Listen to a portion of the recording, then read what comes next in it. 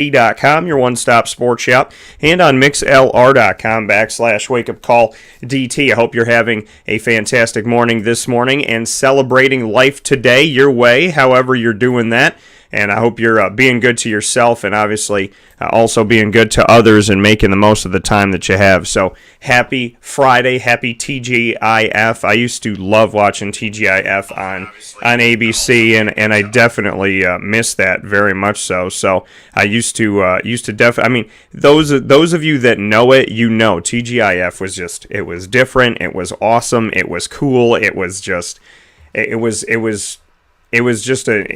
an incredible thing. You know, it was Full House. It was Boy Meets World, Family Matters, Step by Step, Dinosaurs, you know, and I was spoiled as a kid. I really was. I wish they would bring that stuff back, you know, because every single show was about family values and a family message and being together and loving each other and being good to each other. And I think the world now more than ever needs to see some of that. So definitely would love to bring that back. I'd love to be a part of bringing that back if I could. So, and you know, you believe in your dreams, you believe in what you want, you get after it, you chase it. So maybe someday.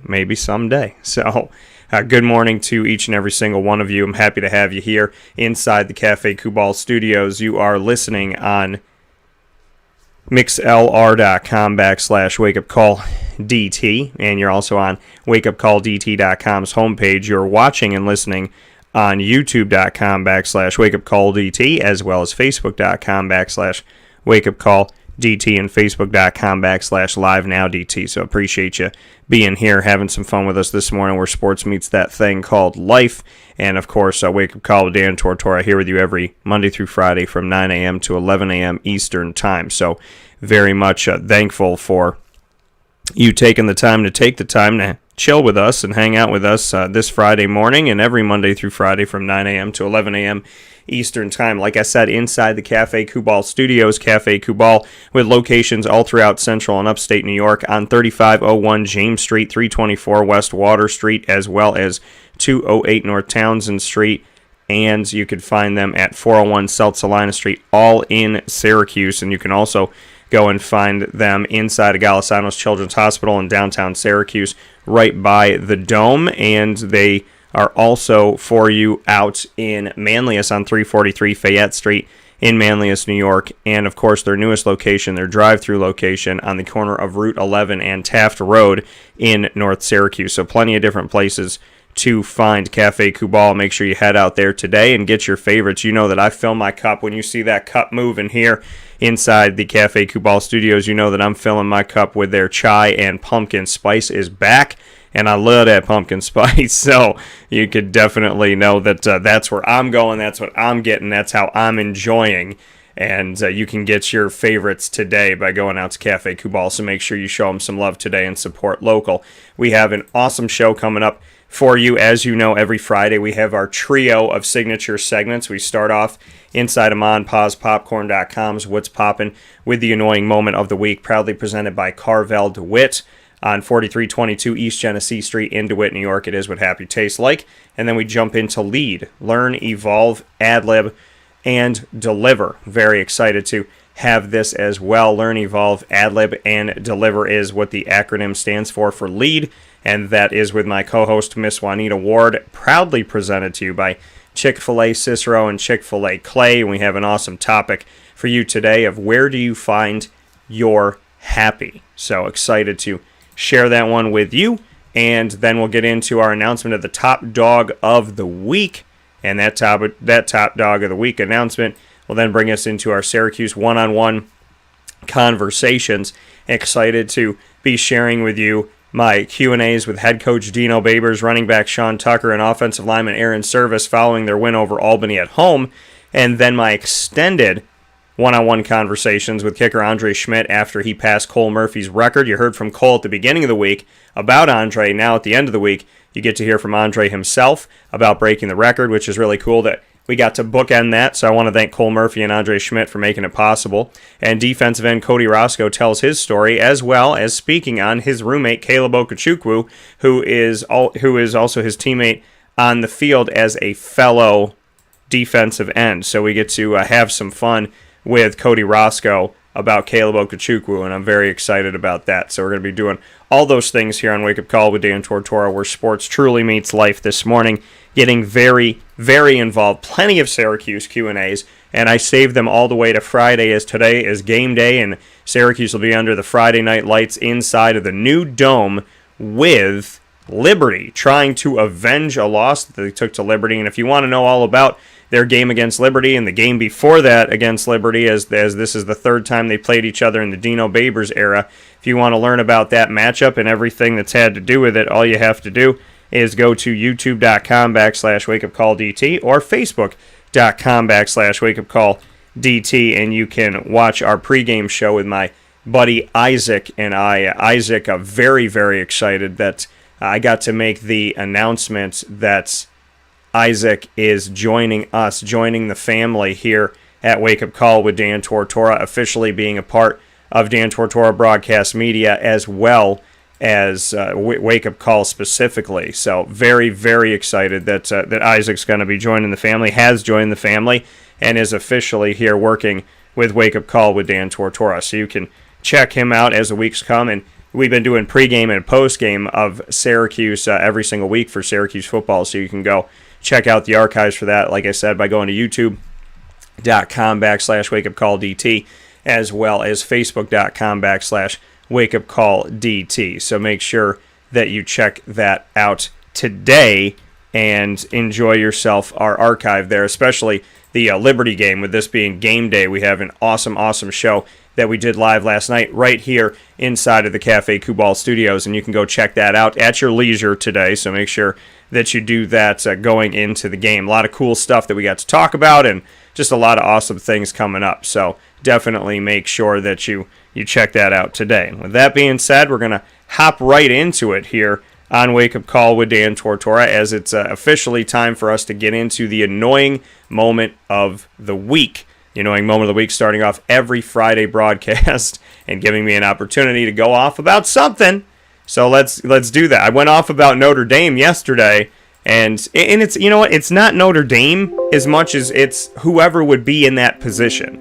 You know, whoever would be getting that treatment of like, oh, we liked you, you know, from 100 years ago, and so you get the opportunity to be in the college football playoff this year because of something that you did last year or 10 years ago or 50 years ago. So, yeah, so we're going to definitely get into all of that coming up here on Wake Up Call. We have yesterday with Notre Dame, but the annoying moment of the week where I have the opportunity to go off about something, like I said, I went off about something yesterday, and now I have the opportunity to go off with something new, and I'm looking forward to doing that. So the annoying moment of the week, proudly presented by Carvel, DeWitt, 4322 East Genesee Street, is what happy tastes like, and it is on right now.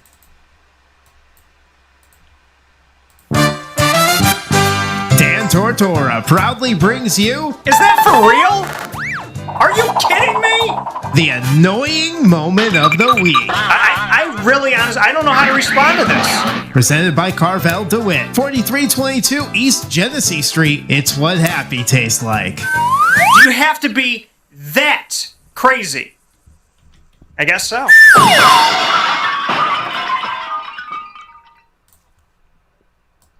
So my annoying moment of the week, as you have heard in these last, few weeks, I've talked about, bugs and whatnot. But I feel like they, for some odd reason, maybe they listen to the show. I do have this vibe that they listen to the show, and I think this way because I'll say something about them, and then they will appear at my house, or they'll be in my face somewhere that I go. I don't understand what the issue is with these beautiful, wonderful bugs out there, but they seem to really, really like me, and in a way that I don't feel like is friendship. So I definitely, I'm not a fan of having. I mean, not that I know anybody that's a fan, of bugs being all up in your grill and whatnot. But these bugs they love for some odd reason me, and they love being in my business constantly. Like, what's up, Dan? How you doing? How you doing? How you doing? How you doing? You know, so I mean, I'm not a fan by any stretch of the imagination of having any of this stuff in my face, in my car, in my house. It's gross. It's nasty. I don't think I told y'all that I killed a spider. That maybe I did tell you that I killed a spider. And I'm sorry for those of you out there that are like, oh, Dan, you killed it. Yes, okay, I killed a spider. It was massive. I have rules with spiders. This is my rule with spiders around my house. If you are a spider and you're outside, that's fine. It's fine, okay? But there are rules that we have to do. So if you're attached to my house and you're a spider, then as long as you and I have this, you know, kind of spoken, unspoken rule, and that rule is you can build your web on my property if you kill the bugs that are trying to get into my home. If you catch them and you kill them, right, you don't let the ants into my house, then we're good. Right? We have a good relationship in that respect. You take care of the bugs, I leave you alone. Now, where that gets dicey is if you try to come into my house, because that's not the rule. The rule is that you sleep outside and you take care of the bugs outside. You don't come inside. If you come inside, then I'll try to get you out. But if it's a situation where it's hard to get you outside, then, you know, then you got to go down the toilet. And the other rule that I have when it comes to spiders is you and I are good as long as you don't get too big. That's my thing. You can't get too big. Like, I'm cool with you being outside, doing your thing, just don't get too big. What I mean by that is, you know, once they start eating and they're killing these bugs for me and they're doing their job and whatever, and then they plump up, they can't get to a certain size because then they become gross and dangerous and I don't like it. So there's rules that we have. Now I will say that this spring and this summer I had minimal ants, like a couple that got in the house. So the spiders did their due diligence. But one of the spiders outside got so massive that I can't do it. It was too big. It was very big. It was, I mean, we're talking large and in charge. We're talking I could read his name tag. It said Steve on it. It was too much. If I can read your name tag as the spider, you got to go. And so, and they've been getting big, and I'm like, what do we live in, like New Orleans or something like that? I'm like seeing these designs on them, just gross. It's gross. I can't even, it's gross. It's gross. So, but I love Spider-Man. Just not big on the spiders. But they have done a great job outside this summer, and I want to give them credit for that. But when you become overly big, it's disgusting. But to take it one step further, when I go to my bank at night, I know that I can't go through the drive-through ATM at night at my bank because the drive-through ATM at my bank, the spiders come out at night, and when you're there, like kind of doing your thing and you know putting your money in and whatever, they can like crawl down right next to your car. So I said, you know what? I'm going to use the inside one, right? I'm gonna instead of going through the drive-through ATM, I'm gonna go into the inside ATM and I'm gonna pull up. And I'm going to park my car and go in. Well, I looked up at the lights, which was a mistake I did this week. I looked up at the lights. There's a ton of spiders. Basically, any light that's on, there's spiders there because they know the bugs are attracted to the light. And so they build their webs to catch them. And they're extremely, extremely smart. And so I looked up yesterday, and there were spiders everywhere. I looked and like that one's building and that one's bigger. Then there's that one. Then there's a tiny one. Then you go in, there's another. And they're literally like everywhere. And I'm thinking to myself, why are there so many spiders out right now? You know, has there been an uptick in spider baby making? Because somebody out there is frisky and they're making them spiders. So I don't know what's going on. And I love it. Greg said DT's diet and exercise policy for spiders. Yes, I love that. Yes, absolutely. Diet and exercise for spiders. I do. I have a diet and exercise policy for spiders. You and I are good as long as you do what needs to be done, and we can work together as a team. So, but yeah, like, oh my gosh, with the touching and the no, come in here and like going to the bank yesterday. I was touching my hair like 100 times. Is there a spider in it? Is there a spider in it? You know what? And you look like a whack job because there's people driving by, and you're you're just kind of like fidgeting with yourself and trying to figure out what the heck's going on, and people probably think you're a total weirdo. But, you know, I just need to make sure that I'm safe, and I need to make sure I'm not bringing any spiders into my home. There's no spider babies finding their way. So, you know, I just have to be smart about how I go about my business and be careful. You know what I mean? So I know I'm thinking a lot about these spiders, but it's the annoying moment of the week, and I have to talk about it. Listen, I don't have a problem with them doing their job. I have a problem when they get too big, right? I have a problem when they're large and in charge. That's all. And beyond that, we're good. Beyond that, we could be friends. We can hang out. We can enjoy some time together. That's totally fine. That's totally fine. But you got to stay outside. I got to stay inside. I mean, I'm going to come outside, but I don't bother you. I don't come into your nest. I'm not doing any of that stuff. So let's just be friends and let's find a way to work. I don't like killing spiders. I really don't. The older I get, the less I want to kill them. You know, I feel like we found a good relationship. We found some peace together. And now it's just about really figuring out how we can make this house a home, you know, together.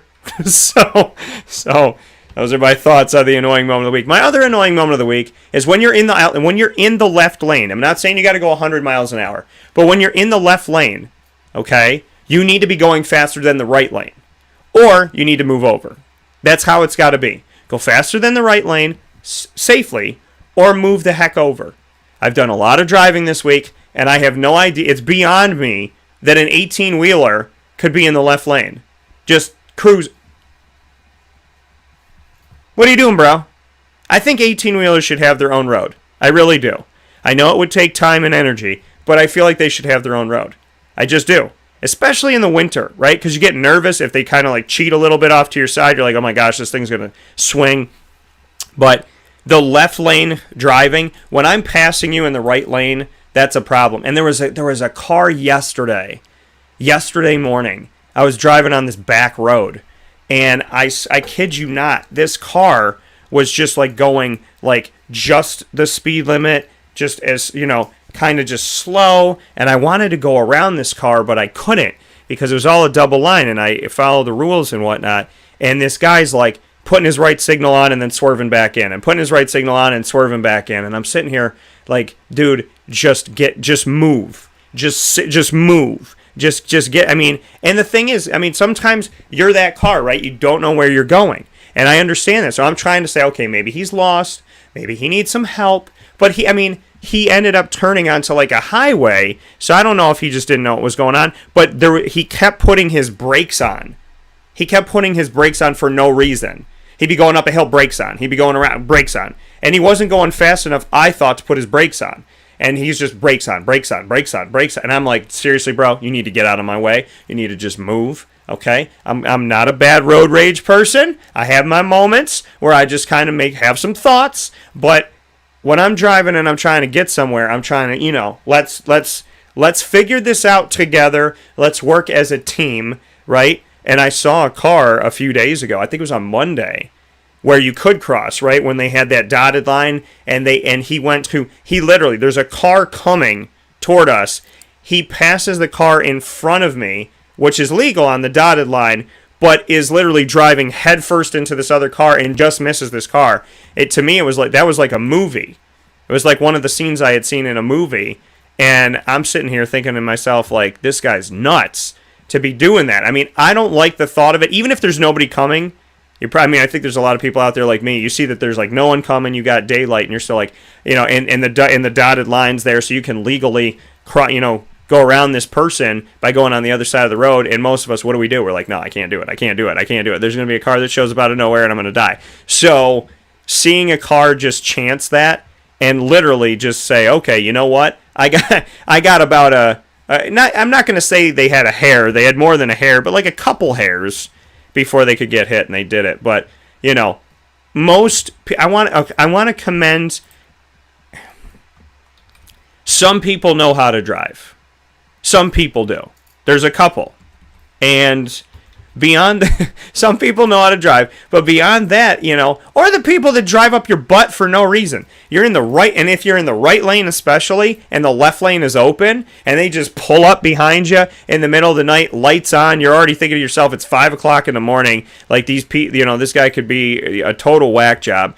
And you're driving this car and you're just trying to get done what you got to get done, and you're trying to go where you got to go, and you're sitting here thinking to yourself, why is this person up my butt right now? Like, what is the point of having somebody right here doing this to me right now? Like, why is this okay that they're doing something like this? And so you're just driving, going about your business, want to be left alone, and this person is right up behind you, and they can easily go to the other side. Or when there's a yield in front of you, you could tell that I've put some thought into this. Or when there's a yield in front of you, and you're in a situation where you have to yield to the traffic that's coming, and they're driving up your butt.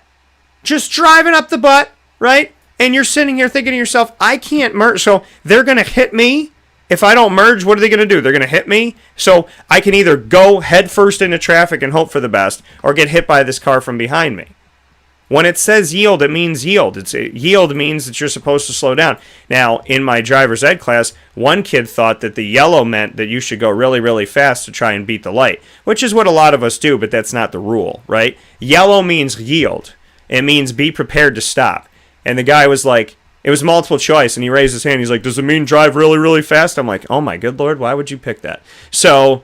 and it makes me nervous. But I feel like if most people went back and took their driver's ed test, they'd fail. I do.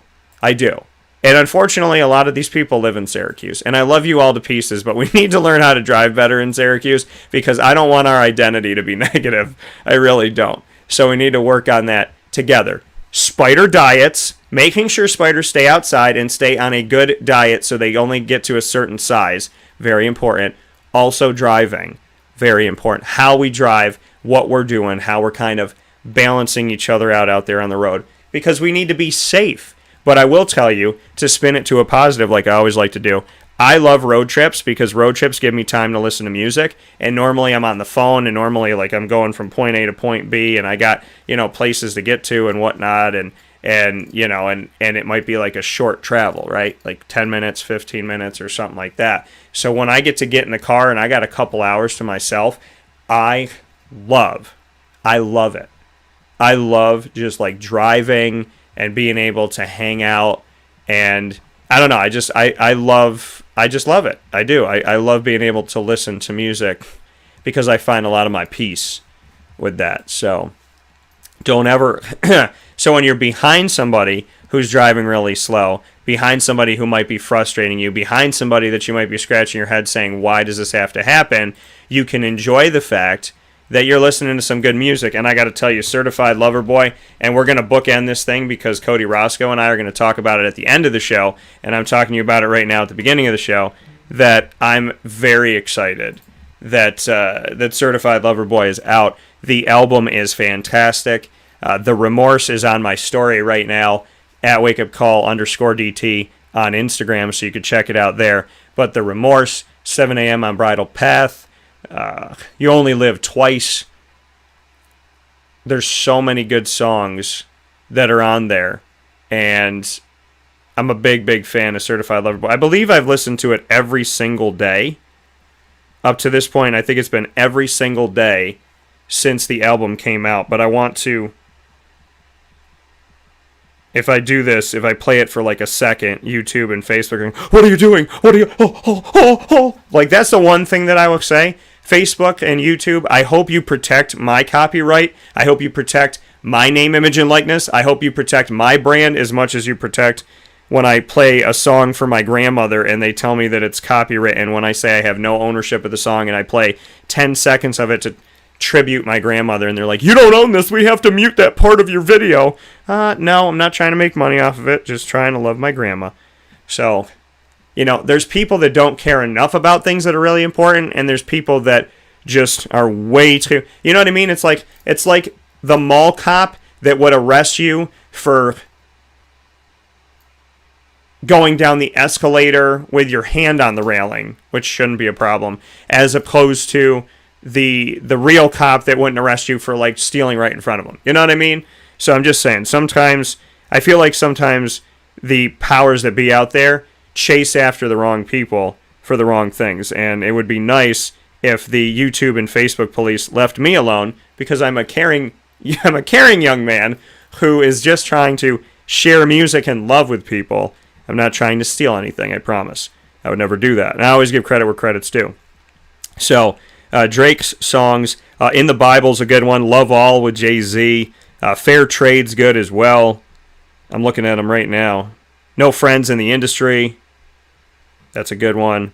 You Only Live Twice, like I said. The Remorse, and 7 a.m. on Bridal Path is my favorite. Like, by far, it's my favorite. I love it so much. I think it's because it's the first one I listened to, and I want to play it for you so bad, but I don't want this part of the video to be muted. So with that being said, that's my annoying moment. That's an annoying moment, too. The fact that, we can't play music and just say, hey, I really love this song, without Facebook and YouTube going, what are you doing? Oh, you don't own that. I got a message from Facebook and Instagram. And I know that now that I'm saying them, what are you going to come after me again? Please don't, okay? We live in a country that has freedom of speech as part of the First Amendment. So let's just remember that when we have an opinion, you don't shut our internet feed off because you're a jerk. So I would say that, on Instagram, I got a thing. I was at the Wildcat Sports Pub, and I took a video of the dining room. And I think I was saying, like, hey, the dining room's back open, from COVID and whatnot. And there was a song faintly playing in the background from whatever music thing that they have there at the Wildcat, like the jukebox or whatever.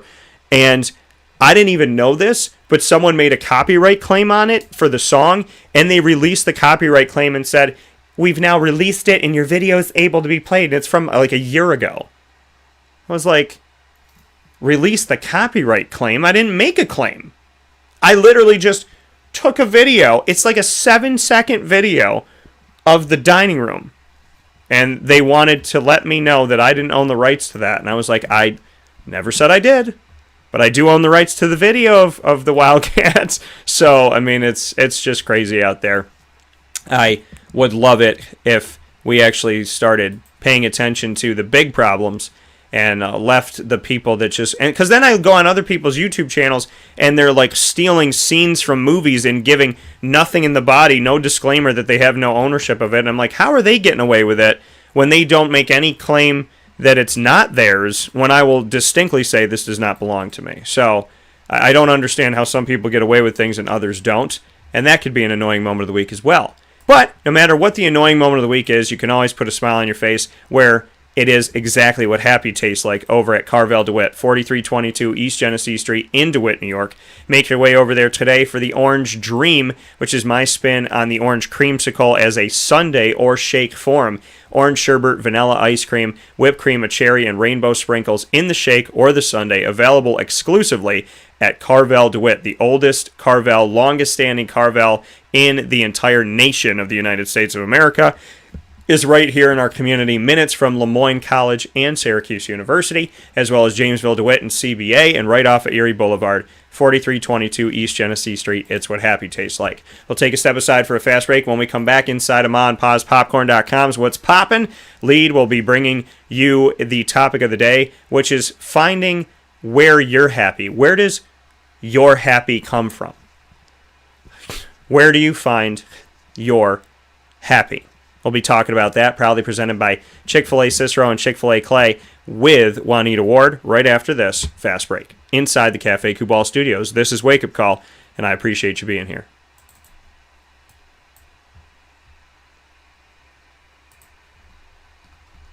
Carvel DeWitt, it's what happy tastes like. Do you know why? Because we make ice cream. Creamy, rich, flavorful ice cream. Not yogurt or iced milk like some of our competitors. Ice cream.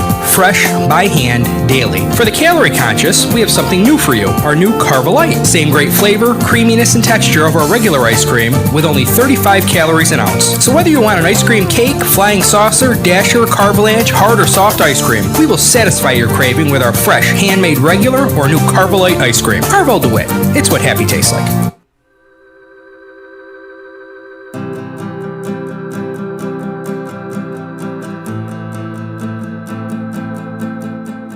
Cafe Kubal offers same-day local delivery of our products, offering no delivery charge for Onondaga County. Shop cafecubal.com for fresh roasted coffee beans, cold brew, travel mugs, and all your essential Cafe Cubal needs. Cafe Cubal, coffee for the soul.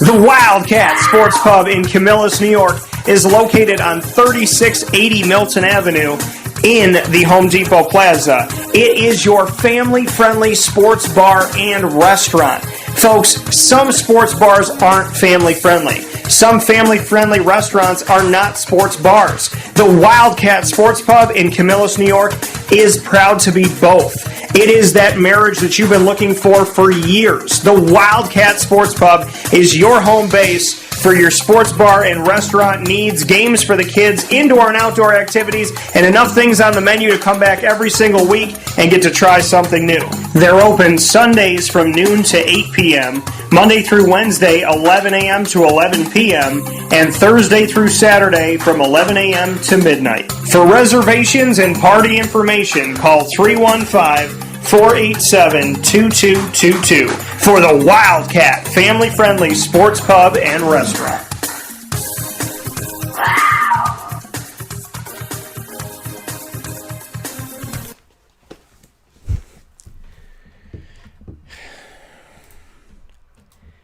Welcome back here to Wake Up Call with Dan Tortora on wakeupcalldt.com, your one-stop sports shop, and on mixlr.com/wakeupcalldt. We're inside the Cafe Cubal studios hanging out with you on this TGIF and every Monday through Friday from 9 a.m. to 11 a.m. Eastern Time, where sports meets life.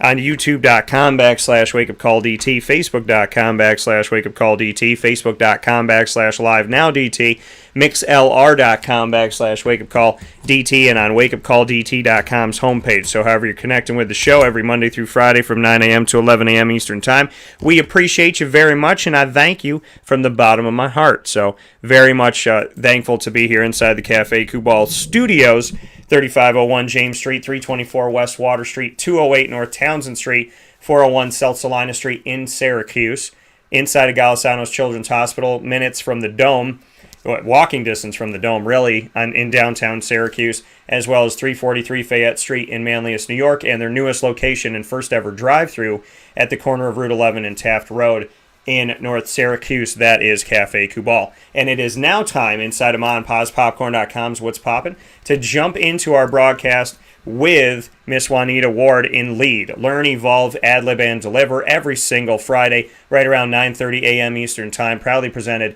by the fantastic people led by Jim Roscoe at Chick-fil-A Cicero and Chick-fil-A Clay. My sister is with me every single week, which makes me very, very appreciative, very happy, and very honored to have her. She's an incredible woman, an incredible motivational speaker, author, lover of God above all things, and just a good person that every single week comes onto the show with the simple desire to help you have a better day, find your faith, get closer to God, and be better to yourself. There is only positivity coming from her words, and I appreciate her so much for that. She's one of the good ones, and I'm happy to have her here. Juanita, how are we doing today? Hey, Dan, how's it going? It's going well. So, Miss Juanita, I know you've been traveling around and getting to do a lot of great motivational speaking pieces. What have you, before we get into the topic today, what have you learned about maybe some people around the country? What have you learned about yourself when you've gone out here to have these talks? You know, it's the most incredible thing. There's some amazing people in such amazing places where you get a chance to meet them. You know, I don't think that I would have been able to have this opportunity had it not been for God making a way with open doors. And I get an opportunity to go around and plant seeds into the lives of people. It doesn't matter if it's sports teams. It doesn't matter if it's business companies. It doesn't matter if it's professional teams. I get a chance to go around and plant seeds into the lives of people and to really instill and empower and encourage them to become better and to bring out something that they didn't know they had inside themselves. And most importantly, to motivate. It's important because if we don't go around motivating and encouraging, sometimes life can kick us really, really hard. Sometimes life can really, really knock us to the ground. But there has to be someone that comes around with passion, someone that comes to your door and says, you know what, listen, I've been there too. Let me show you how to get out of there. And I get an opportunity to meet some amazing people all over the world. And it's been extremely awesome and a tremendous time thus far. And Juanita, what is I mean, I know different places might ask for different things and whatnot, but what has been, the message maybe recently? What has kind of moved you? What do you feel like God has been telling you to share lately? Well, it's basically just share who you are. Just share why, you have become a woman of faith. And when I speak about faith, I also speak about why that person needs to have faith, because we have tools in our hands that nobody else can give us. And faith of a mustard seed can move mountains. And so to go around and be a example of what it means to overcome and conquer and, bust through walls, knock through doors, and be so passionate and transparent about, how God has allowed me to see, different things. My gift that I have has made room for me. But the blessings that he has given me doesn't mean that I'm supposed to keep them to myself. I have to go around and share, because what's inside of me is affecting something inside someone else. Some of the words that God has given me, and going out and sharing those things, are affecting other people to help them become better. Everybody loves encouraging words. And the most important thing is, if I can inspire someone to inspire somebody, then the world is a much better place. I love that. If I can inspire someone to inspire somebody, the world is a much better place. The thought that 1 becomes 2, 2 becomes 10, 10 becomes 100, 100 becomes 1,000, and so on and so forth. That just, and it's crazy that people can see how hate can build so quickly and not think that love does the same thing. It's whatever you like. If you let the weeds sit in your garden, they will multiply. If you put the plants in your garden and you water them and tend to them and put them in the right sunlight, they will grow and multiply. So it's what you put in your garden grows and multiplies. You put love in your garden, it multiplies. You put hate in your garden, it multiplies. You put both in your garden, they cross with each other and end up affecting each other.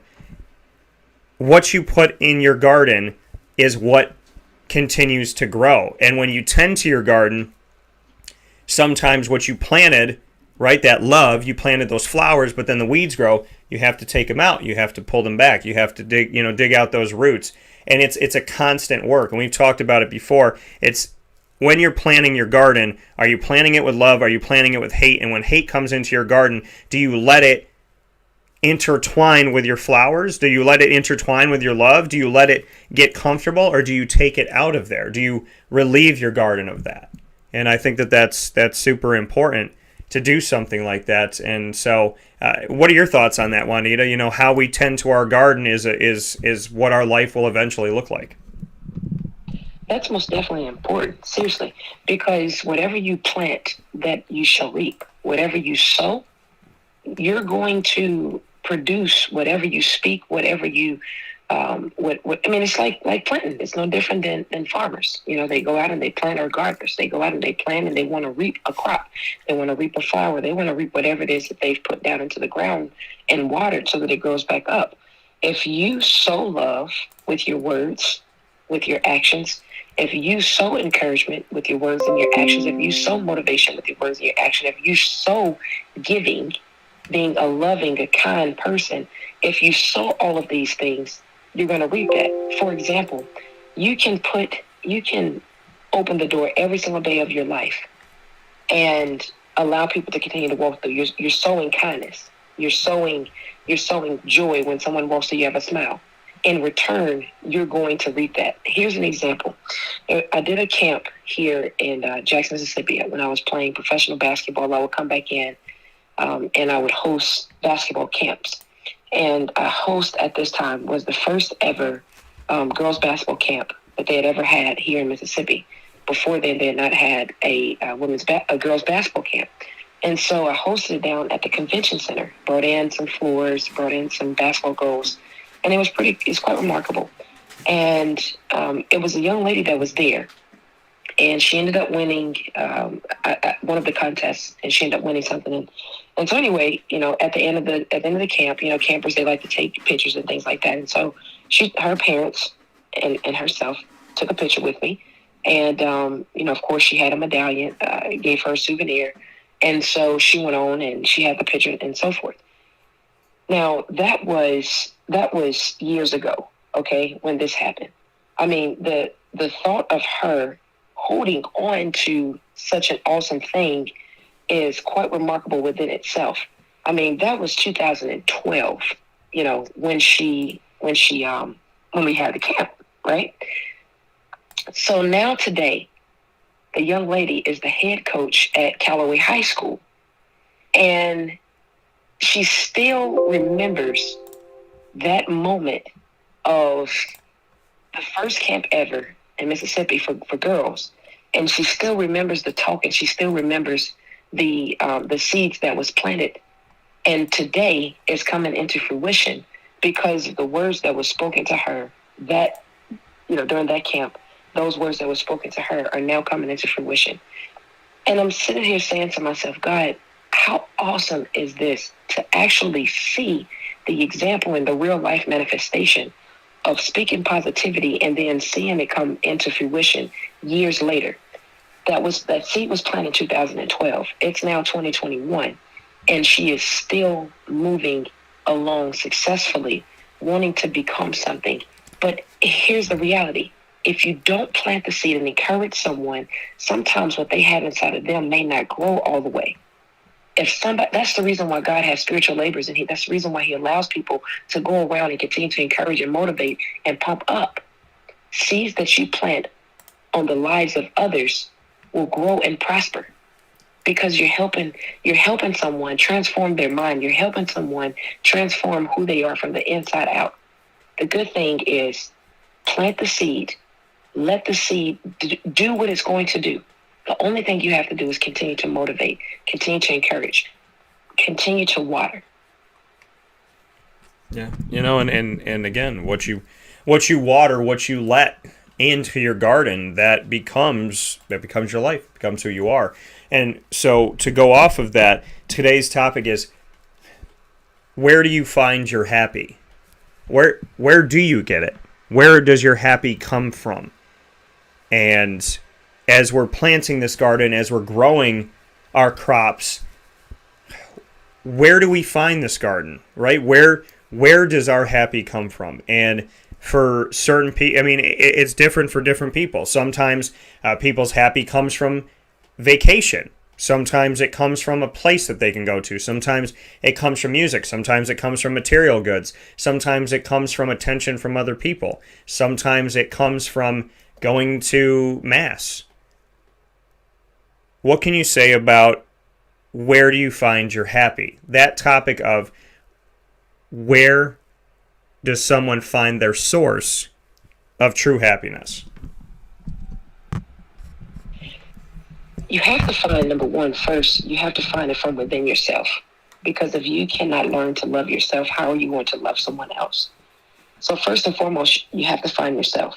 You have to find things that make you happy. You have to find things that make you smile. You have to be able to do things that make you smile. You have to be able to do things that's going to give a spark in you.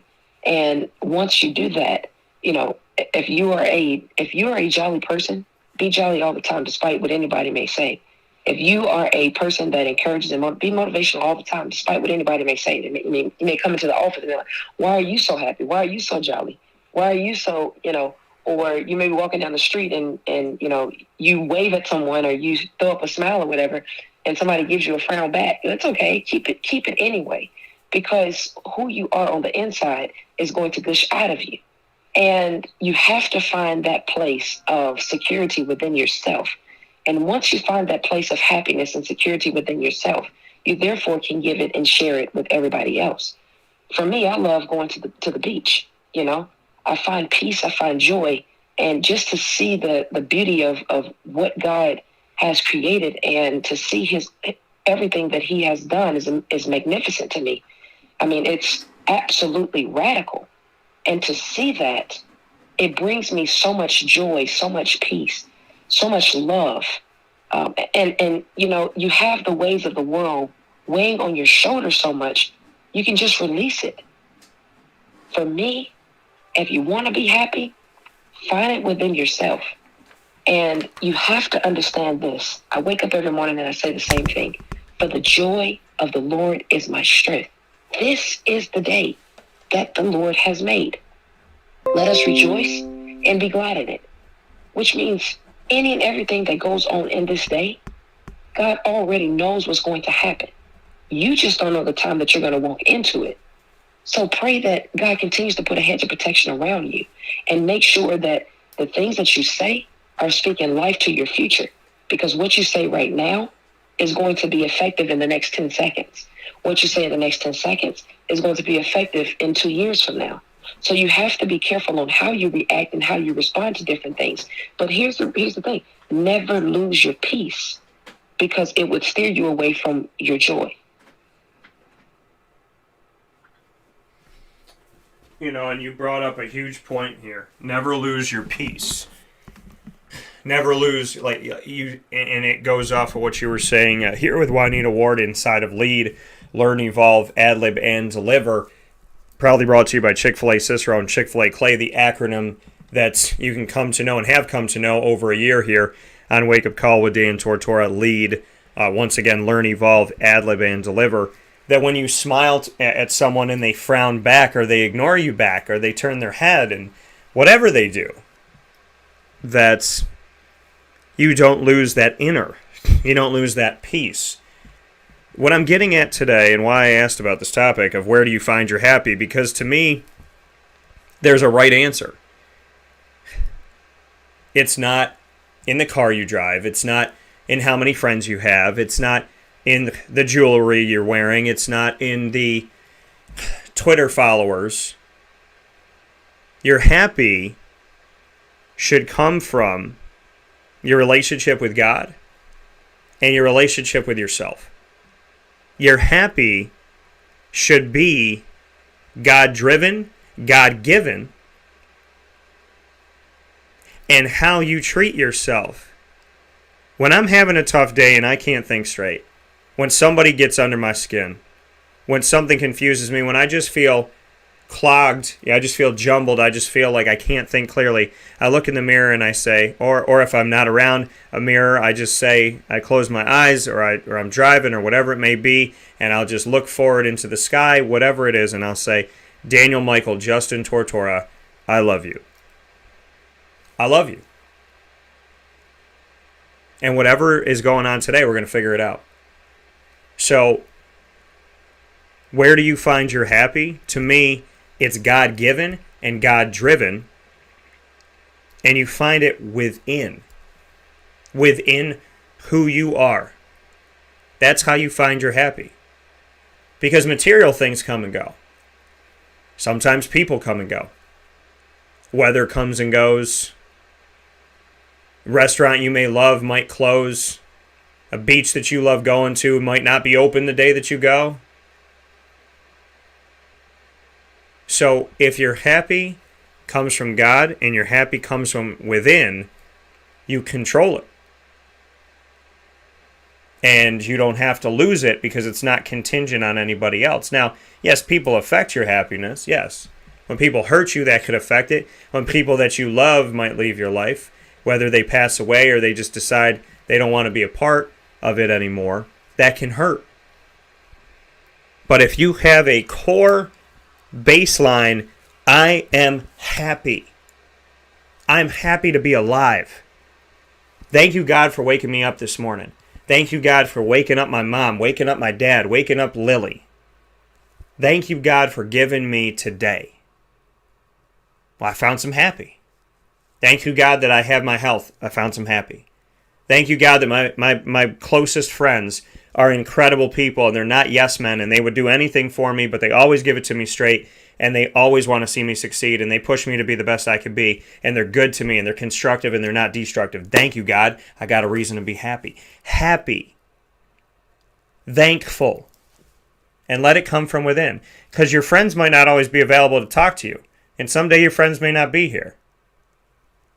And I go back to that Phil Collins song, You'll Be in My Heart, where he says, one day I won't be here, but you'll be able to carry on.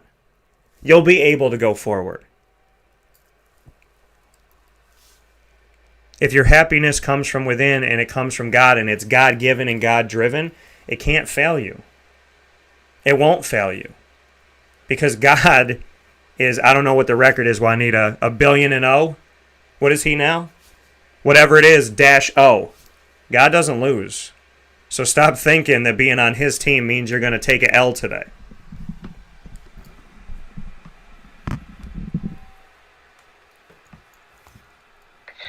Dan, I love that you said that. Stop thinking that you're going to take an L today because God is 1 billion and O. Can we quote that? Stop thinking that you're going to take an L today because God is 1 billion and O. That's so profound. That's so awesome. Because if we go around thinking that we're supposed to lose, if we go around thinking that we are a loser, how are you ever going to win? You can't go around thinking that you're a loser in order to win. I've never seen a sports team go into the game saying, you know what? We're going to lose this game today. We lose in this game today. I've never seen a coach prepare the team and say, we're out here practicing and preparing to lose. You don't wake up in life and all of a sudden say, I'm going to lose today. That's not the reality of life. You have to learn that happiness is from within. Happiness is finding that peace, that love, that joy, finding what makes you happy. We can do nothing without having Jesus at the center of everything that we do. You don't wake up and say, I'm going to take an L today. God never loses. No matter what happens in your life, no matter the situation, you could have caused the situation. And then the reality is most people don't realize this. Sometimes your actions can cause some problems because you respond to things differently, because you respond to different situations a way that should not be responded. So we cannot sugarcoat just saying that it's all other people's fault for why you're not happy. You have to go back and look at the seeds that people you've planted along the way. And you have to be real with yourself, open and transparent. In order to find happiness, you got to be real. You got to know where the source is coming. Let me rephrase this. You got to know where the source comes from happiness. Love and joy comes from God. It comes from having Jesus at the center of everything. And then you have to be real with yourself. How can I go back in my life and say, you know what? I forgive any and everybody that has hurt me. Because in order for me to be happy, in order for me to heal, in order for me to show that I'm happy, in order for me to actually allow God to work in my life, I got to forgive, because now it's going to be a part-time work. God is not leaving. He's always there. But in order to receive the fruits thereof, we cannot say the modern prayer, Our Father which art in heaven, hallowed be thy name, thy kingdom come, thy will be done on earth as it is in heaven. Give us this day our daily bread, and forgive us our trespasses as we forgive those who trespass against us. Lead us not into temptation, but deliver us from evil, for thine is the kingdom, power, and the glory forever. Amen. And we stop there at verse 13. We have to go on to verse 14 and 15. That says, if you don't forgive your brother, how can I forgive you? You have to forgive, because in order to forgive, it releases so much, and you lose a lot of weight, and you lose a lot of stress. So in order to be happy and really, really love God and serve God and allow God to work in your life, forgive. Forgive yourself. Forgive the people that hurt you, because you're carrying years and years of pain that person is either probably gone now. That person is probably living another life. That situation is definitely dusted under the rug, and the only person that keeps thinking about it and keeps bringing it up is you, because the enemy keeps planting it in your head. You have to ask God to uproot everything that's not right in your heart and take it away, because whatever you have in your heart, you're going to speak it out of your mouth. The Bible says, out of the abundance of the heart, the mouth speaketh. So whatever you have in your heart, you're going to speak out of your mouth. Ask God to clean your heart, clean your mind, and give you a renewed spirit. Because in order to be happy fully, You got to know where your source comes from. And you have to know the proper cleansing. You know how we do diets to take away the weight off our body? Well, the best diet that you can have is to ask for forgiveness. You'll drop weight real quick. You'll drop weight real quick. And then all of a sudden, the peace that surpasses all understanding will cover you. And all of a sudden, you'll wonder, why are these tears of joy coming down my eyes? Why is this smile coming on my face? I don't know where this is coming from, because I hadn't felt like this in a while. And yes, I'm speaking to somebody that's listening to the broadcast right now.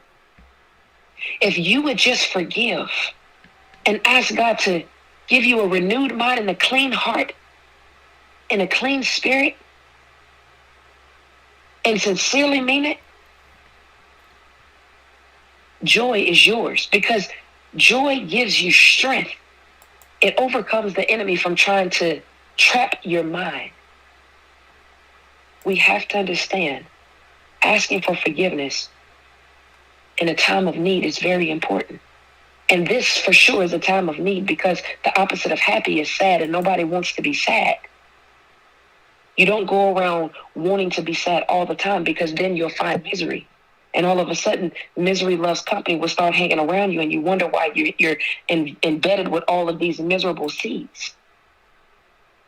Joy brings about strength.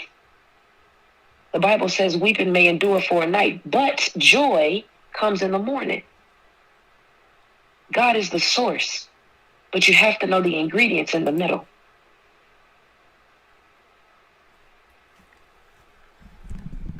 And I love that. God is the source, but you have to know the ingredients in the middle.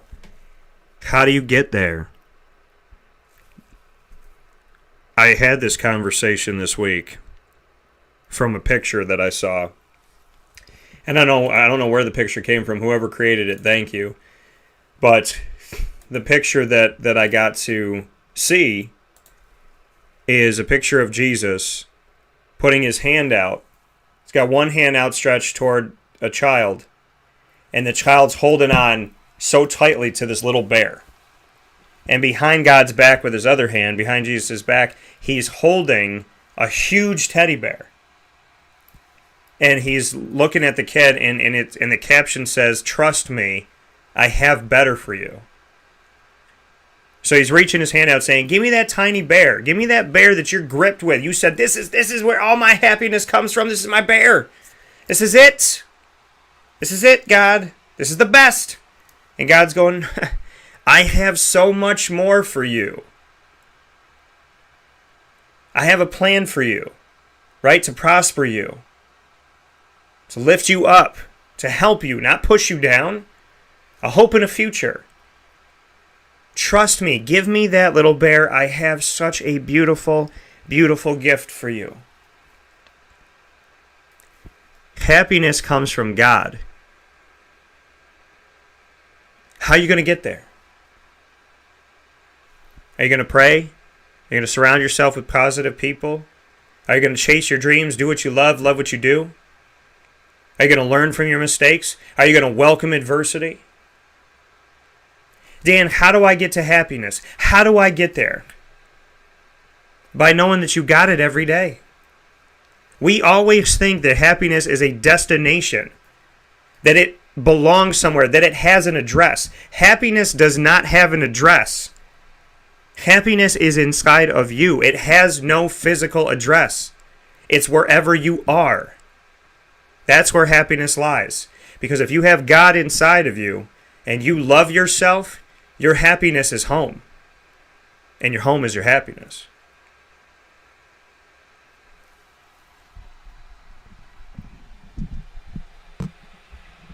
You know, I love this. I love what we're talking about, because it's not only sharpening someone else, but we're also healing someone else.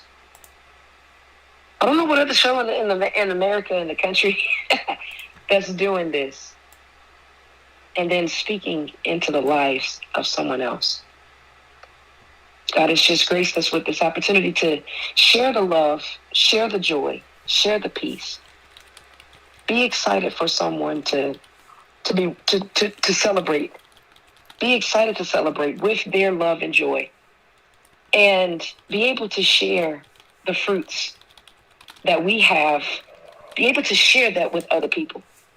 And I just want to read something, Dan, because everybody loves fruits, right? Everybody loves fruits.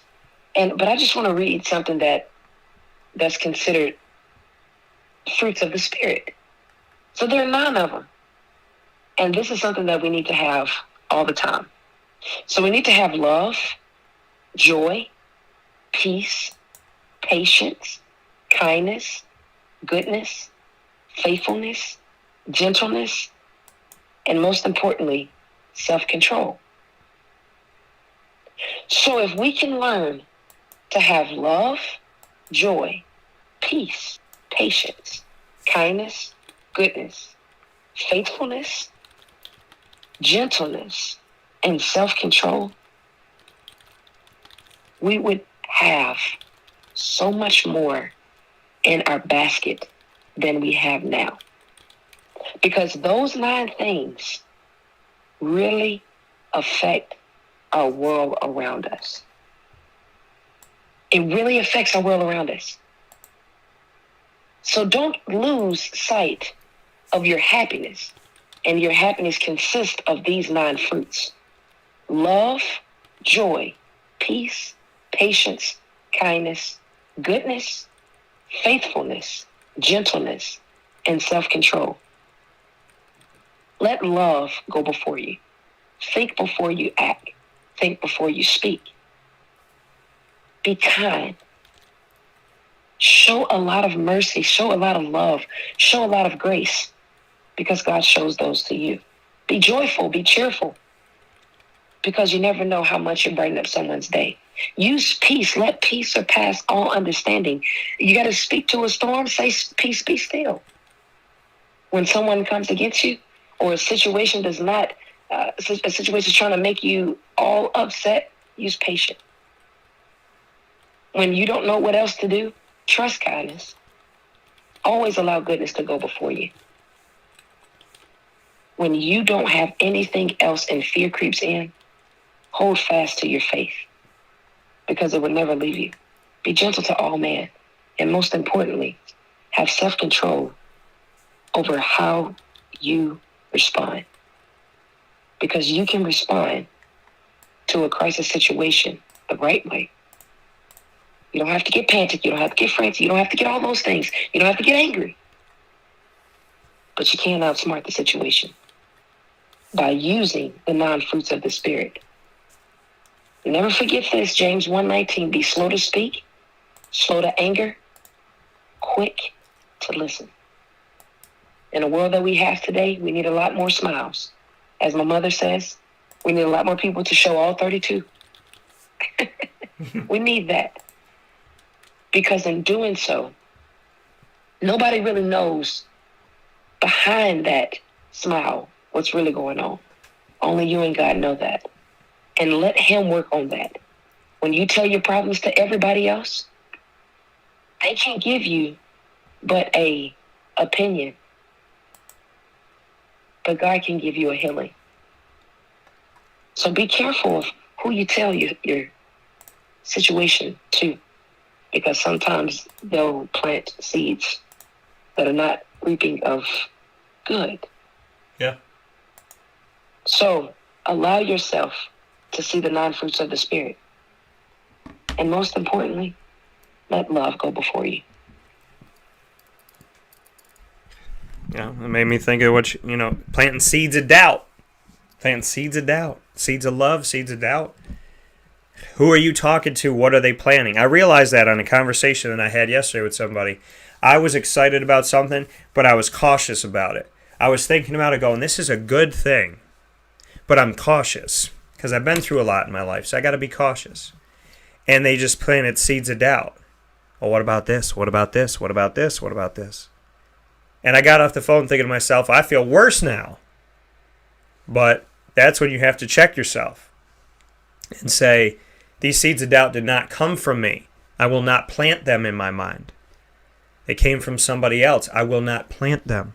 and why in certain parts of our lives are we so focused and so driven and nobody will take us down.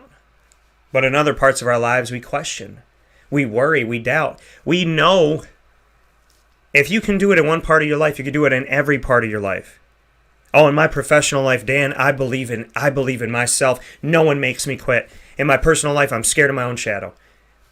But in your professional life, that's you. And in your personal life, that's you. So if you're looking for the hero of your story, you are. Just take that hero and make sure that they live in both worlds, professional and personal. You are too good, too loved, too beautiful, too much made in God's image and likeness to not love and appreciate who you are. You're too much good. You're too much awesome to only give yourself a little bit, to only give the world a little bit. Somebody told me a long time ago, why would you dim your light to make somebody else feel better? Somebody who doesn't feel like they have much going on, and they say to you, wow, you got all these talents, you got all these things. God gave me nothing. You got all this stuff. And what do? You don't want to make them feel bad. So you cut back. No. Let your light shine. Because God didn't dim their light. They let somebody dim that light. They let that light be dimmed themselves. Because people that believe in God and love God, yeah, we get angry, we get frustrated, we have our moments. This earth challenges all of us. But why dim your light? Dan, I'm a singer, I'm a songwriter, I'm an actor, I'm a broadcaster, I can fly planes, but I'm only going to do one of them. Because I don't want the world to feel like they got nothing and look at all the stuff I got. No, fly your plane. Fly your plane while singing a song on the way to the place that you're going to write a song and land where you're going to be acting that day. Do it. Do it all. Because if you do it all for the glory of God, if God gave you the gifts, He wants you to open them. He wants you to share them and spread them. You're not dimming anybody's light by being the beautiful person you are. They've dimmed their light, and it's their issue to take that light and light it up again. It's their issue to go get the match and light their candle again. And you can try. You can hand them the match. You can light it with them. You can bring it to the candle, but they have to light it. That's God's proof that He loves us more than anything, is that He could turn all our candles on and make all of our candles stay light and make all of our candles love Him. But what does He do? He hands us the match, and He says, here's the candle, here's the match. If you light it, you light it. I believe in you.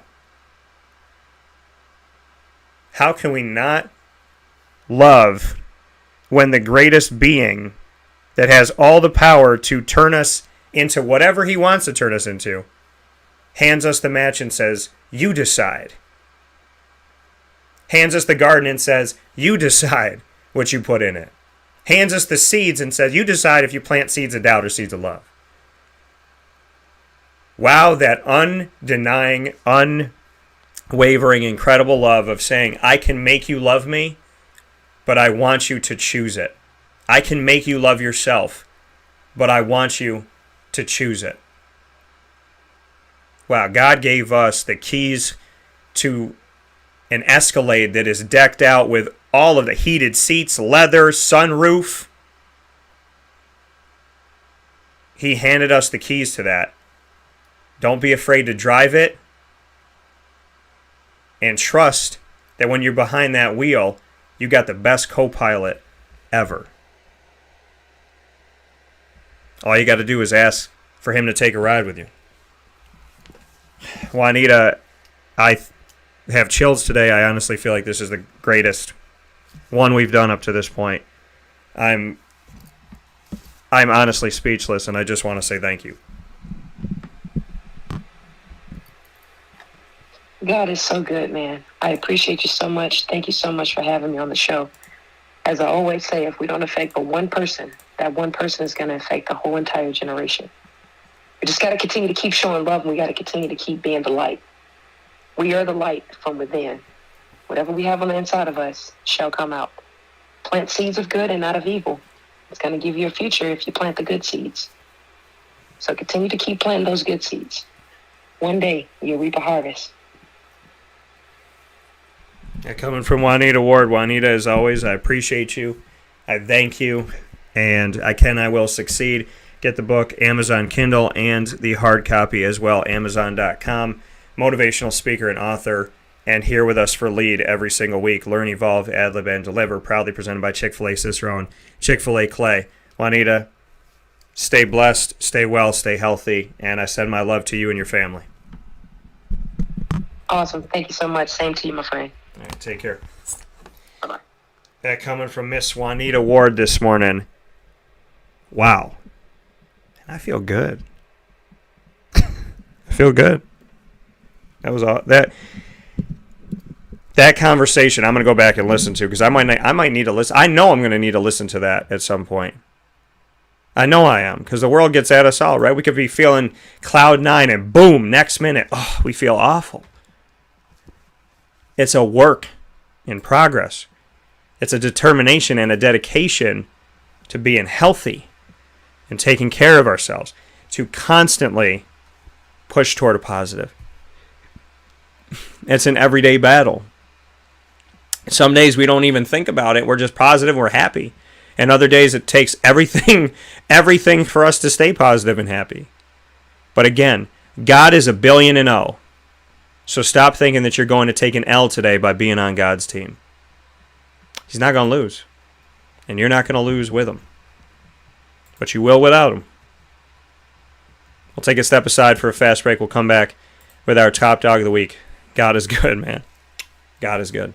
We'll take a step aside. We'll be back right after this.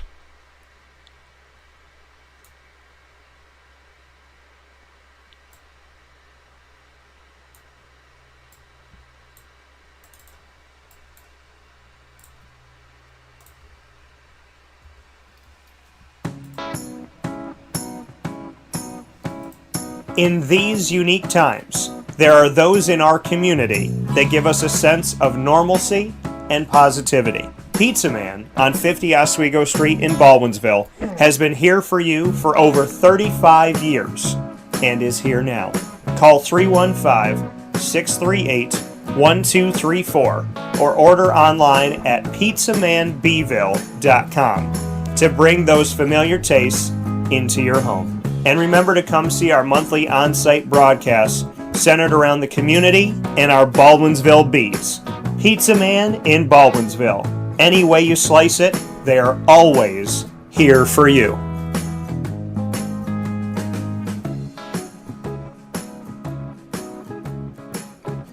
This is Jimmer Sikowski, owner-operator of Chick-fil-A Cicero, 7916 Brewerton Road in Cicero, right in front of the Home Depot.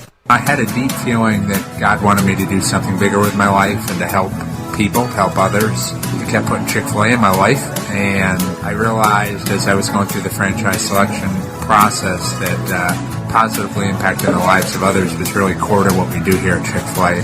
First of all, it starts with the food. The food is brought in fresh daily. We bring in local produce. We prepare to order in the kitchen. We hand bread our chicken. We hand spin our milkshakes. It's great food. It doesn't taste like fast food. I think the second thing is the way people feel when they come in a Chick-fil-A restaurant. It's different. We try to treat people with intentional kindness here, which is very different and deeper than good customer service. And so I think it feels remarkable for most people to come in a Chick-fil-A restaurant. And then lastly, the impact that we try to have in the community is very different. It's a big part of the expectation of every operator of a Chick-fil-A restaurant is that they're actively engaged in their community, they're a leader in the community, and they're making a difference. When they realize that what we're striving to do is to shine a little light in their life, that's a very, very different experience than you will have in any other quick service restaurant. And it's that remarkable experience that I think people will emotionally connect with.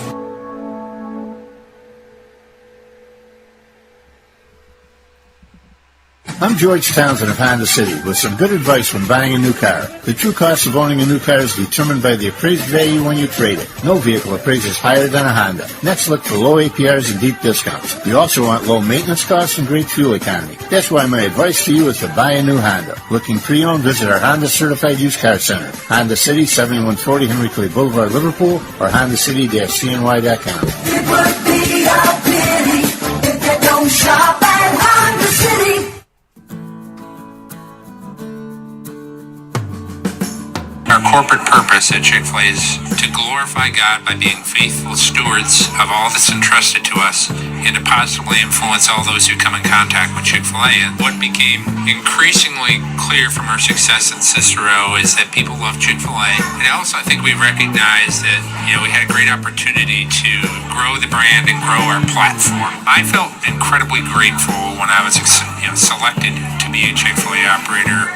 I think what it's meant for me, what I've come to realize on a very deep level is that this is a calling for me. It's not a career. It's not a job. The Lord called me to be a Chick-fil-A operator and to use these restaurants to glorify Him and to positively influence other people. I'm blessed. I'm very blessed.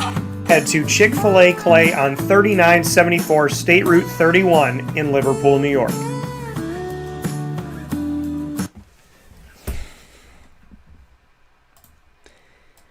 Welcome back here to Wake Up Call with Dan Tortora on wakeupcalldt.com, your one-stop sports shop, and on mixlr.com/wakeupcalldt. Proud to be here with you every Monday through Friday from 9 a.m. to 11 a.m. Eastern Time, where sports meets that thing called life from inside the Cafe Kubal Studios. Cafe Kubal located for you on 3501 James Street, 324 West Water Street, 208 North Townsend Street, as well as 401 South Salina Street. All of those locations in Syracuse.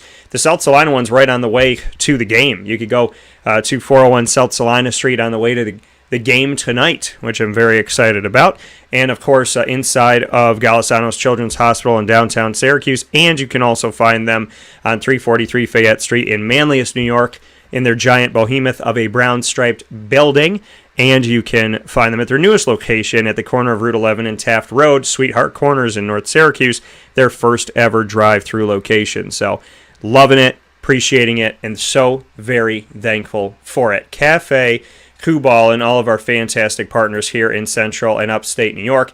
Those of you on YouTube and Facebook seeing all of them right now up here on your screen. A fantastic team that we have here. And the team is only growing, folks. There's only going to be more cool stuff coming up. So very appreciative of all of our incredible partners and thankful for you for listening to the show and watching, because I obviously, when you're, and I say it's not I know when people, watch a talk show or listen to a talk show, I'm the host. So you think, okay, well, Dan, it's just you talking, to your guests and whatnot, or you just talking in general. But no, this is a conversation. I'm talking with you. I may never get to meet you, but I love you. I hope the best for you. And I wake up every morning with a desire to see you smile, see you succeed, see you enjoy your life, see you be happy. See you know that happiness comes from within, and it comes from God, and it's beautiful, and it's yours, and no one's going to take it. One of the greatest things you could ever learn in your life is that you are in control of your life. It's one of the greatest things that you will ever figure out, is that your happiness is your choice. Stop looking for it and stop trying to find a destination. It's you. Because you might get everything that you could have ever wanted, and you're still not happy because inside something is blocked, something is broken, something is not worked out. So work it out. Love yours. Love yourself. Be good to you. Always. With that being said, here inside of the Cafe Kubal Studios, good morning to Jermaine as well. Good morning to all of you out there here on Facebook.com/WakeUpCallDT, Facebook.com/LiveNowDT, YouTube.com/WakeUpCall, DT, as well as on mixlr.com/wakeupcalldt and on wakeupcalldt.com, where you're watching and listening to Wake Up Call every Monday through Friday from 9 a.m. to 11 a.m. Eastern Time. It's now time to get into the top dog of the week. Proudly presented by K9 Camp Dog Daycare and K9 Kampground Dog Boarding. Two incredible places led by incredible people. Lorraine Perry, Chad, everyone out there. Heather, thank you for what you do for our pups and our grown dogs. Top dog of the week for this week, proudly presented by K9 Camp Dog Daycare and K9 Kampground Dog Boarding. My top dog of the week for this week. Do you want to know who it is, folks? Do you want to know who my top dog is? Well, I'll tell you. My top dog. I was going into Boston. My top dog this week is a little buddy, my nephew, Noah. He's my top dog. You know why? Because he's a fighter. Because he's a good kid. Because he's smart. He's a small, grown man with the way that he thinks. He's an incredible human being. He shows love in so many different ways. And he's made me one of the proudest uncles ever. My top dog this week is someone in our community who's just a little guy, not that old, spent a few years on this earth, but he's an incredible human being with a lot of love, a lot of smarts, a fantastic personality, and a smile that would light up anybody's day. My top dog of the week this week is you, buddy. I love you, Noah. I'm always here for you. Uncle Dan's got your back. And although I can't answer every question, and although I don't know every answer, I will always defend you, love you, support you, and be there for you. You are one of the most proudest things that I have in my life. To be your uncle, to be friends with your family, with Johnny and Airon. For me to be around people that are not blood, that made me an uncle. A friendship that blossomed so much that when they had kids, I now get to be there as Uncle Dan. One of the most beautiful parts of my life is being an uncle. And being your Uncle Noah, I feel like a superhero. So I love you, buddy. Cheers to a great life filled with health and safety and happiness, all of God's gifts, to do His will and be well. For smiles and joy and adversity and overcoming obstacles. For a life that won't be easy, but it'll be worth it. For times that may not make sense, but will make us who we are. I don't know everything, Noah, but I know that I love you. And I know that being your uncle is a gift that nobody can wrap for me, but it's one of my favorite ones to open every day. I love you, buddy. Happy day, happy life. Our top dog of the week this week from K9 Camp Dog Daycare and K9 Kampground Dog Boarding goes out to my nephew and one of the greatest things that I can love in my life, Noah. I love you, buddy. We'll take a step aside for a fast break here, and we will come back with Syracuse one-on-ones. You're going to have the opportunity to hear from the Orange, my Q&A with head coach Dino Babers, with Sean Tucker, the running back, as well as offensive lineman Aaron Servais. You'll hear all of them coming off of their win over Albany and looking forward and things accomplished. And then you'll hear and see my video Q&As, extended conversations with defensive end Cody Roscoe and kicker Andre Szmyt. Jermaine said, do you think Syracuse has a shot to keep it close against Liberty tonight? I would tell you to check out our broadcast, brother. We talked about all of that on YouTube in our Liberty at Syracuse pregame show with Isaac Elford, who has joined the family here at Wake Up Call with Dan Tortora, and I could not be happier to have Isaac Alford as part of the team. So, Jermaine, I'll put it on here for you so that you have it and so that everybody has it. But if you want to know all about Liberty and Syracuse, check out our pregame show right here from inside of the Cafe Kubal Studios, available to you today for free on youtube.com/wakeupcalldt and on facebook.com/wakeupcalldt. Check out our Liberty at Syracuse pregame show with Isaac Alford and myself, and hear what we got going on and what our thoughts are as we step forward. With that being said, speaking of stepping forward, we'll take a step aside, and then we'll come back and step forward into the rest of today's show, which is all Syracuse Q&As from here to 11 o'clock. And they'll be up right after this.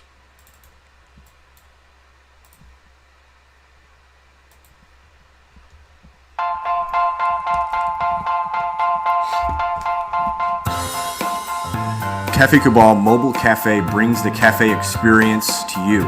We'll roll out to your neighborhood or office, ready to serve our locally crafted espresso bar to our loyal patrons. Inquire at cafecubal.com. Cafe Cabal, coffee for the soul.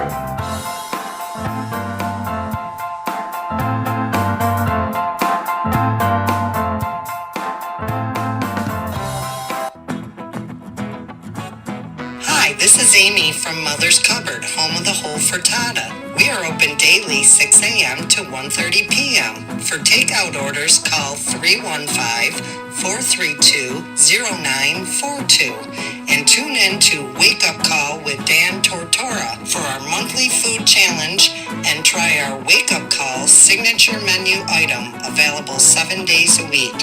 Here at Mother's Cupboard, we are Central New York, and it's our honor to serve you.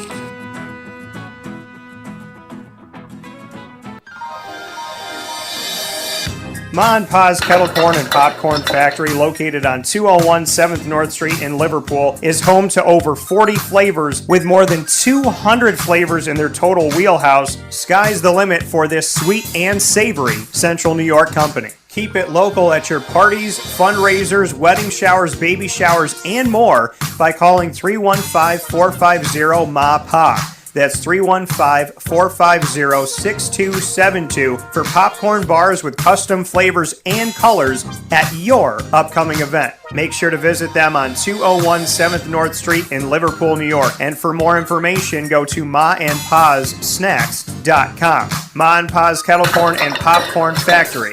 How corny are you?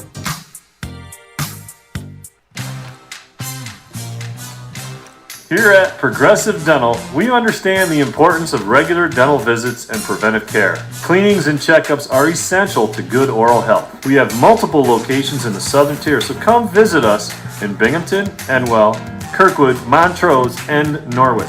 For self-pay non-insured patients, we offer the Smile Plan, which covers all of your cleanings, x-rays, and exams for an affordable yearly price. Call 607-754-2273 or 607-754-CARE to make an appointment today. For more information, visit our website at progressivedentalny.com.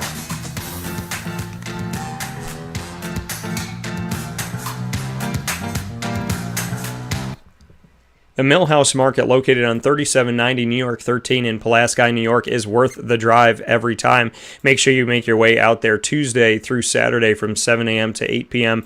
and on Sundays from 7 a.m. to 3 p.m. to the Millhouse Market to enjoy their homemade breads, desserts, quinoa bowls, rice bowls, salads, as well as brick oven pizzas and sandwiches named after the families that helped to settle today's Pulaski. Ingrained in our community and ingrained in our taste buds, I can tell you from being at a bunch of restaurants all over the country that there is nothing like the Millhouse Market. Rebecca Alford and her team are incredible. The flavors are incredible. The combinations are some things you would never even think of, and they taste great. And it tastes even better when you're supporting the community and supporting local. So find your way out to the Millhouse Market today and make sure to download their app on the Google Play or Apple App Store so you can have contactless pay. You can tip right there on the app, and there's a map on the app that will bring you from your location to the Millhouse Market. So while you're getting your order together, you're also getting directions to the Millhouse Market, which is fantastic. Their drive-through window is there for you to grab your food and go. They also have their general store inside with local products from local companies, paying it forward and helping other businesses here in our community to grow and blossom as well. And they have their restaurant inside for indoor dining. And every weekend, that bistro menu changes inside the restaurant, so you can get something different every single week from the mind of Rebecca Elford. And that is something that should bring you back every week, on top of the fact that those M&M cookies are just extremely, extremely good. So many great things about the Millhouse Market. I love the warm feeling of being there. Great food with a great message, great people, great community builder, and a great owner. It's a perfect recipe for success. Make sure you find your way out to the Millhouse Market today, 3790 New York 13 in Pulaski, New York. With that being said, back here on Wake Up Call with Dan Tortora, where sports meets that thing called life, it's now time to get into my conversations with Syracuse's head coach, Dino Babers, as well as offensive lineman Airon Servais and running back Sean Tucker. I had the opportunity to speak with these gentlemen following the victory over Albany at home, so it's my pleasure and my honor to be able to share these conversations with you. We're going to start with my conversation with my Q&A with Dino Babers here, coming off of the win, and speaking with him about Sean Tucker and about what Tucker accomplished, which was a fantastic feat. I don't know how many of you know this, but obviously I put it on my social medias, and I had the opportunity to speak with Dino Babers about the fact that Sean Tucker's 4 rushing touchdowns are the most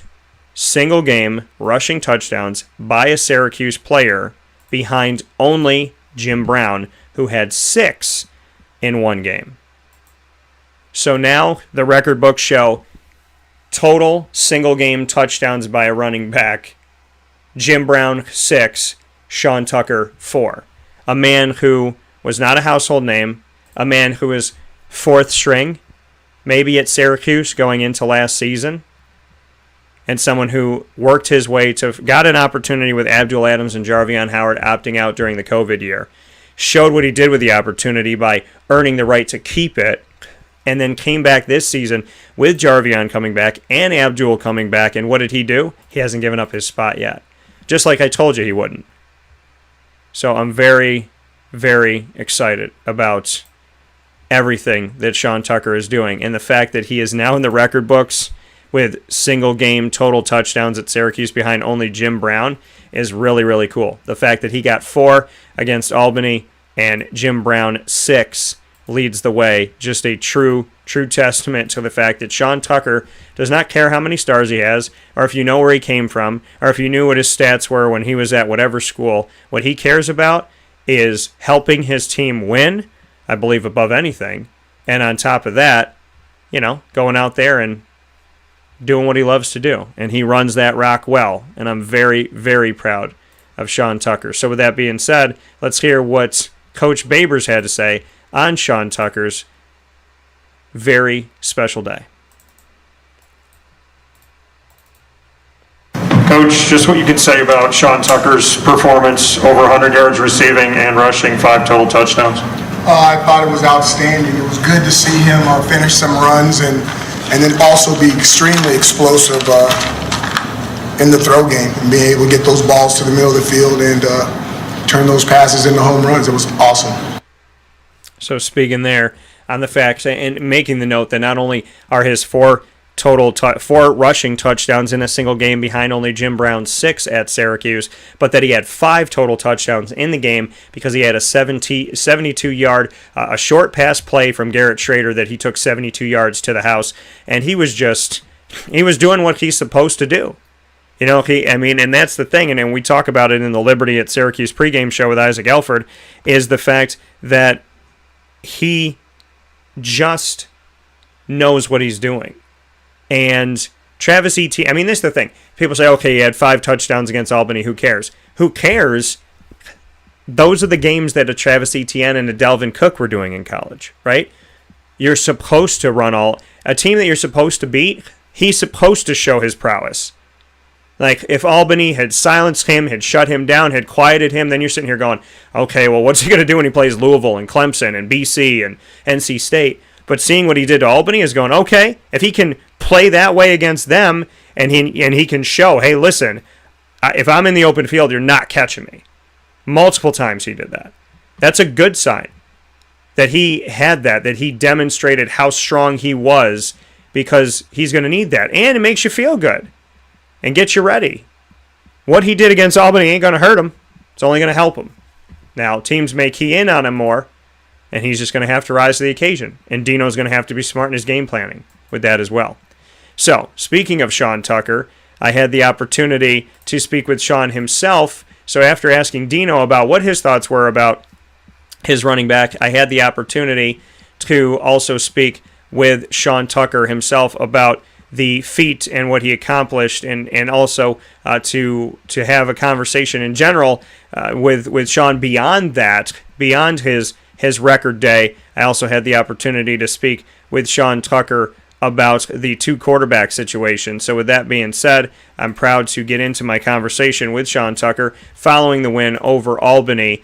And to answer Jermaine's question, asked me if I was into video games. Yes, I do like video games. Do I have the time to play them? No. But am I into them? Yes. I love Madden. I've loved Madden for a very long time. So a big fan of Madden, and definitely would play it if I had some time to play it. Then you would see me out there doing that. But unfortunately, I should say, I shouldn't say unfortunately, I should say very fortunately. I don't have the time. So, not having the time to do it is not a bad thing. It means I'm doing what I love and I'm loving what I do. But yes, and I loved NCAA football when it was around, and I miss it, and I'd love for it to come back. So it would be cool to see that, and hopefully one day we get to. But outside of that, it's it's a passion of mine. It's something that you can kind of just shut your brain off and play. But unfortunately, I shouldn't say unfortunately.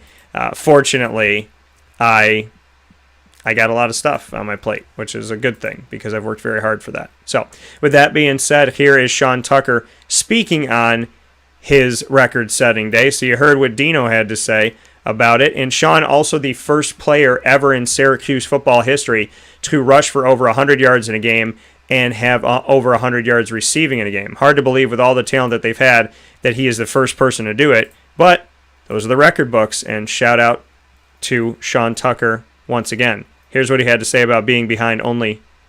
Jim Brown. Sean, 4 touchdowns rushing, behind only Jim Brown, who had 6 in a game in Syracuse history. What does that mean to you to have Jim number 1 and now you number 2 in a single game? It's definitely a good feeling. Jim Brown's definitely a great, and definitely knowing that it's a good feeling. Now a man of a man of not too many words, but saying, that obviously it feels great to be in that position. Again, this is a lunch pail guy. He is about going to work and getting it done. And speaking of getting it done, the offense has sputtered early on this season against Rutgers. Had an awful offensive performance. They've tried 2 different quarterbacks with Tommy DeVito and Garrett Schrader, and I spoke with Sean Tucker about what his thoughts are with having 2 quarterbacks, and this is what he had to say about being in a situation at Syracuse where there's 2 quarterbacks out there. This is how he responded to that. Sean, with Garrett Schrader and Tommy DeVito out there and seeing both of them these first 3 games, how do you get comfortable with that, and what can you say kind of moving forward with having 2 different quarterbacks with different skill sets? I say it's just during practice, I rep with both guys. So for me, whoever's in, I feel good with it, and I'm definitely ready to rep with them. So he said that he reps with both guys, so that tells you something about practice, that we are, because practice is closed, to give us a little insight into practice that, Tommy is with the ones and Schrader is with the ones. So with Sean Tucker repping with both, that means that obviously Schrader and DeVito are getting reps with the first offense and still trying to figure out who is going to be the leader of that. As Dino gets asked the question all the time, and in all honesty, I feel like he may not have an answer for that, for a while. You know, he may not want, I mean, he may want to answer that question, but there's just something about the way that things have been going is I feel like, you know, maybe he's not too quick to make that determination. And maybe he doesn't feel like there's enough out there. I can't speak for Dino, but what I can say is both quarterbacks are playing, and it would be nice to see one of them play a complete game, and it would be nice to see what this team would look like running with one of them here this season and having success, you know, against a reputable opponent that maybe they're an underdog against. So we'll have to see how things go against Liberty. I would imagine we're going to see both quarterbacks in this game, but we shall see how things go from here and moving forward. And speaking of moving forward, having the opportunity to speak with Airon Servais about his thoughts with this team, and Servais and I had the opportunity to speak on a couple different things after the win over Albany, one of them being the offensive line, if they felt like, you know, things are on their shoulders coming off of a poor performance as an offense against Rutgers. Did he feel like it was on their shoulders against Albany to really make a statement? And Greg said, as we enter week 4 of the season, shake my head. But you shouldn't be surprised with Syracuse. Under Dino Babers, and I mean, this is a factual statement. I'm not trying to knock Dino or anything like this. This, to me, is a factual statement. Under Dino Babers, this team doesn't seem to ever truly have a declared starter. You know, at running, I mean, Sean Tucker at running back, it's like, okay, well, that's, you know, and maybe Mo Neal, but I don't feel like they used him right in the beginning. But quarterback, you know, he inherited Dungy, and then, you know, that's been a question mark. Offensive line, you know, we see Servais moving all over the place, and I'll address that with Airon Servais in a second here. But, you know, to me, it's just, I feel like in the Dino Babers era, there's not a lot of concrete decisions made, and I think it's to the detriment of the team. I think they need to know who their starting quarterback is, but I think as much as he talks about, like, maybe this week and maybe next week, I honestly think he's just potentially toying with the media, you know, trying to keep things, maybe not even toying, but just trying to keep things under wraps. I don't necessarily believe that he has a starter. Tommy is the starter on the depth chart, but we'll see. But keeping with the offense, this is what Airon Servais, offensive lineman, jack of all trades, played left tackle, right tackle, and center for Syracuse. This is what he had to say about this game against Albany, maybe being on the offensive line's shoulders and the offense in general because of the poor performance against Rutgers. Airon, coming off of last week, how much did you feel like was kind of on your shoulders as the offensive line to make sure that you came out in this game and put points on the board and made a statement moving forward when you had Liberty coming up? Yeah, I mean, the O-line's one of the biggest groups on the field, so, you know, I felt like we didn't perform the way that we wanted to last week, and it showed in the score. But I think we were able to turn it around a little bit this week. We were able to put some points on the board, and we got to continue that into next week. You know, so just talking about the fact that the offense didn't perform well. No surprise to anybody against Rutgers, and against Albany they did better, but now they have to keep their foot on the gas here, and they definitely have to keep their foot on the gas because Liberty is no joke, no slouch. And if you want to know once again just how dangerous Liberty can be, go to our Liberty at Syracuse pregame show with Isaac Alford and myself from inside the Cafe Kubal Studios. It is now available on demand on youtube.com/wakeupcalldt and on facebook.com/wakeupcalldt as well. And so my final question with Airon had to do with his versatility and the fact that this team has needed him on all over the offensive line. I asked him going into this season, do we have things set up a little better? Because it concerned me very much so last year when I was talking to about at the beginning of the season. You're used to being moved all over this line from right tackle, left tackle to center. Just what you can say the experience. So we'll get into that in just a second. There kind of jumped the gun there with the audio, but the fact that last year it really concerned me going into the season about 2 weeks before the season started. I asked Airon about the offensive line, and he said, none of us really know what position we're going to be at because the coaches haven't made a decision yet. And I'm sitting here thinking it's 2 weeks before the season starts, and these coaches don't know who their best player is at each position on the line. Well, that is a recipe for anything but success, and it made me very concerned. And then look what happened last year. The offensive line struggled profoundly at times. And so this year he told me, no, you know, I've pretty much been practicing at right tackle, but something in my brain was like, I don't know if they, you know what I mean? It's like, I still was like, okay, but are you going to be at right tackle? And he spends a couple games at right tackle, and Carlos Vettorello gets moved to right tackle, and Airon Servais is at center against Albany. So, you know, his versatility continues to be used. Thank God Syracuse has him. This is what he had to say about it.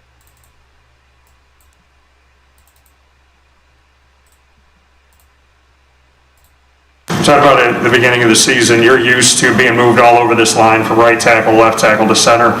Just what you can say the experience coming in gave you to be able to make that move again, and just maybe how you assess yourself after today. Yeah, I mean, I've got a lot of starts at center, so it's certainly not a new position to me. It's certainly something I'm not, totally unfamiliar with. I'm comfortable there. So yeah, I'm glad we were able to go out there today and perform.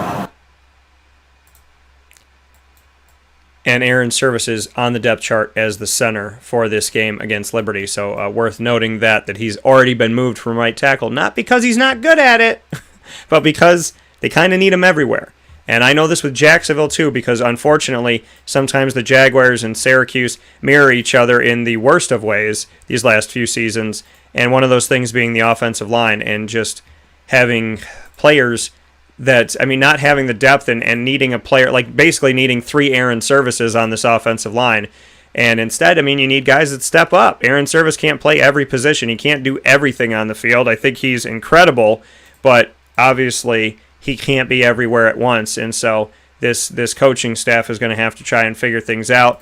Matt Bergeron has put in some good work, and we've seen some good work from Chris Bleich getting to play after having to sit out last year after transferring from the University of Florida, them Gators.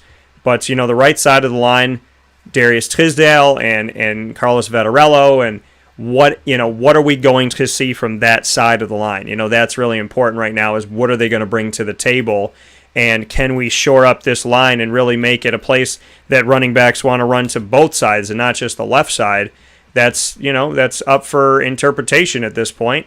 And hopefully things will start to get figured out, because we definitely need to see it. If Syracuse wants to win, they're going to need to obviously find better on this offensive line as they step forward here. And as I said before, Servais is good, but he cannot be asked to do everything, because he can't play all the positions at once. So hopefully things start to work out here for the offensive line at Syracuse. And with that being said, we're going to take a step aside for a final fast break. When we come back, video Q&As with Andre Szmyt as well as Cody Roscoe. You're not going to want to miss a second of these. Had a lot of fun with these gentlemen, and it'll be coming up right after this fast break, where sports meets life on Wake Up Call with Dan Tortora.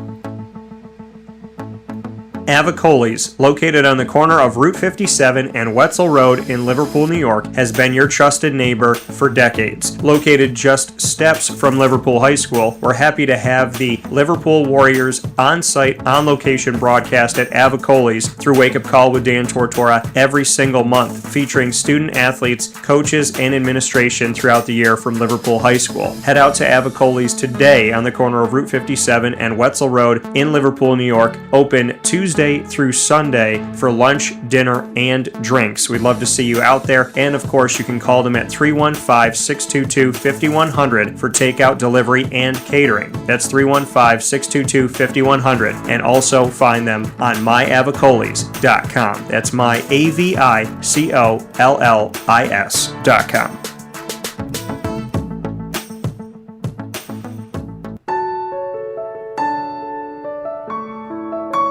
Having peace of mind when you're out of town that your furry-loving friend is safe and sound means taking them to Canine Kampground, because we all know that when it comes to the love of our pets, it goes well beyond the call of duty to make sure they're safe and sound. Right, Lily? So take a ride to 242 Johnson Street in East Syracuse, New York, and see Canine Kampground and where your dog will be staying, in the classic cabin, the executive cabin, the grand cabin, or of course the luxury cabin, because if you know Lily, you know she loves luxury. Now you don't have to wait to the last minute to find a family member or a friend that'll take your dog for a few days. Call Canine Kampground at 315-299-4013. That's 315-299-4013. Their drop-off and pickup times are Monday through Sunday. Check K9Kampground.com for more information. That's the letter K, the number 9, and Kampground spelled with a K.com. K9Kampground.com. When you're going out of town, bring your dog to K9 Campground.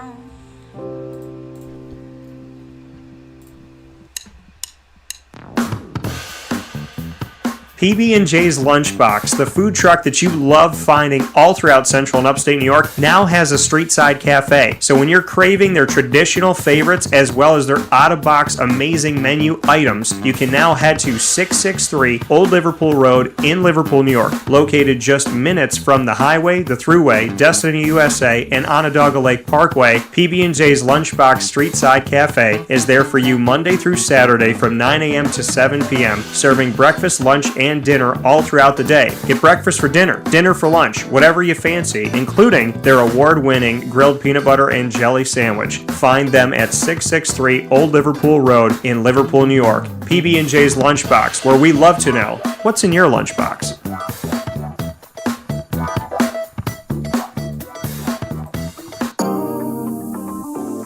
As a patient, what do we want? To be cared for, to be listened to, and to have someone walk us through the process on our path to victory. Victory Sports Medicine and Orthopedics does all of those things beautifully, with Dr. Mark Petropoli leading the team on 791 West Genesee Street in Skaneateles, New York, located minutes from beautiful Skaneateles Lake. Whatever your injury may be from head to toe, preventative care, rehab, physical therapy, laser therapy, and surgery are all available at Victory Sports Medicine and Orthopedics, where they care about us, they listen to us, and they understand that everyone's path to victory is a little bit different. Let them help you on yours by calling 315-685-7544 to make your appointment today. That's 315-685-7544. And find out more information at victorysportsmedicine.com.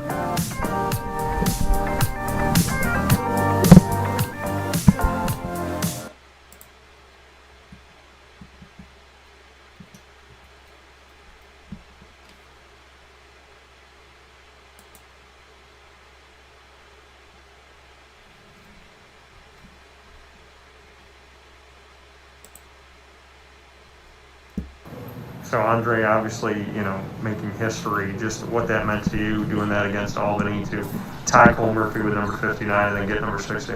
Yeah, it means a lot to me. I mean, knowing that I'm in the history books now for Syracuse football is pretty cool thing. And Cole had said that he kind of just saw it in you. He just knew when he was a senior and you were a freshman, there was just something about you and the way you went about your business. Go into that a little bit. I mean, what do you think about the fact that he saw it in you? Yeah, I mean, I've always been a hardworking guy, obviously. I mean, coming in my freshman year, I only played 1 year of football before then. So coming in, I knew it was kind of do or die. I would have to either transfer or win the job, essentially. So I ended up working my tail off, like he mentioned in the interview, and kind of the rest was history. I mean, I knew I had it in me, so it was a matter of learning it within a year, kind of perfecting my craft, and then going from there. Because you had committed to Louisville, and then the coach had come over here, right, and then you came with him. Just bring me into kind of that process. Did the coach just kind of say to Dino, hey, you got to give this guy a shot? Yeah, essentially it was kind of like that. Dave Bowler was originally at Louisville, and then he kind of moved to Syracuse, and then he said, hey, you got a good opportunity here at Syracuse with the senior kicker Cole leaving after this year. So I kind of took his word for it, and then he was the only one who really trusted me, who said, hey, you can come to this school. And so I kind of trusted his word, and I'm going to Louisville, and the rest is kind of history. When you look back on your decision to come here and be a walk-on and whatnot, I said to Cole, he was a walk-on, and he's now number 2 all time. You're a walk-on when you first came in, and you're number 1 all time. I said it kind of not that don't want you guys to have a scholarship initially, but I said it kind of works for Syracuse to kind of find these diamonds in the rough. Right, exactly. I mean, I feel like you always have a little bit of more grit in you, and being a walk-on, you kind of have that chip on your shoulder to kind of prove yourself. So I feel like that's exactly what we did with our careers. And Cole had said that to me, that there was this kind of signing one kicker and then having one come in as a walk-on, and then there was a run of just giving scholarships to kickers, and now it's kind of gone back to you have to earn it through a walk-on role. because it does create the chip on the shoulder. Do you think if you didn't have that maybe it would have changed anything for you if you got a scholarship right away? I think it would have stayed the same. Obviously, I know, but if I played more years in high school, I feel like maybe it would have changed something because I would have been already more developed in my kicking technique, so to say. So I feel like in the end it would have all been the same. But we've had 2 punters now, Sterling coming on scholarship and James coming on scholarship, and they're both really good punters. So I feel like it's kind of just worked out kind of for kickers. Did you know that it could be a record-setting day? I mean, did you know that you were 1 away from tying, 2 away from taking it? Yeah, actually at halftime I checked my phone and I saw a tweet. I was like, oh, he tied the record. I was like, oh, I knew I was a couple away. I knew I was close. I think I'm coming up on the most points in Syracuse history too, so I'm not sure how far I am. Yeah, I think Nate Trout's still there. So, yeah. I don't really keep track of records, but it's pretty cool to break them. Yeah, I know he's up there, and he's said numerous times that he wants somebody to break it. Right, and same with me too. I hope whichever kicker breaks it next. I mean, kudos to them. Records are meant to be broken, so it's cool to have it for now. So you're a redshirt junior. You got another season after this if you take it, and you're already #1 in field goals made. So, I mean, what's the ceiling? Because you got 60, Cole's got 59, there's other guys 50s, 40s in the top 5, top 6. Are we going to see 80? I mean, are you going to try to really make this this #1 have a giant ocean between 1 and 2? Maybe. I mean, it all depends on when coach sends me out, and I'm just doing whatever I can to help the team. In the end, it's not about setting records for me per se. It's more whatever I can do to help the team. Penalty-wise, you make the 43-yarder, and then obviously penalties plagued the team against Albany, and then you had to go back 5 yards. What do you do mentally after you make a field goal and then find out, okay, there was a timeout called or it's called back because of the penalty, now I got to go again? How do you mentally kind of go through a progression of being ready to do it again?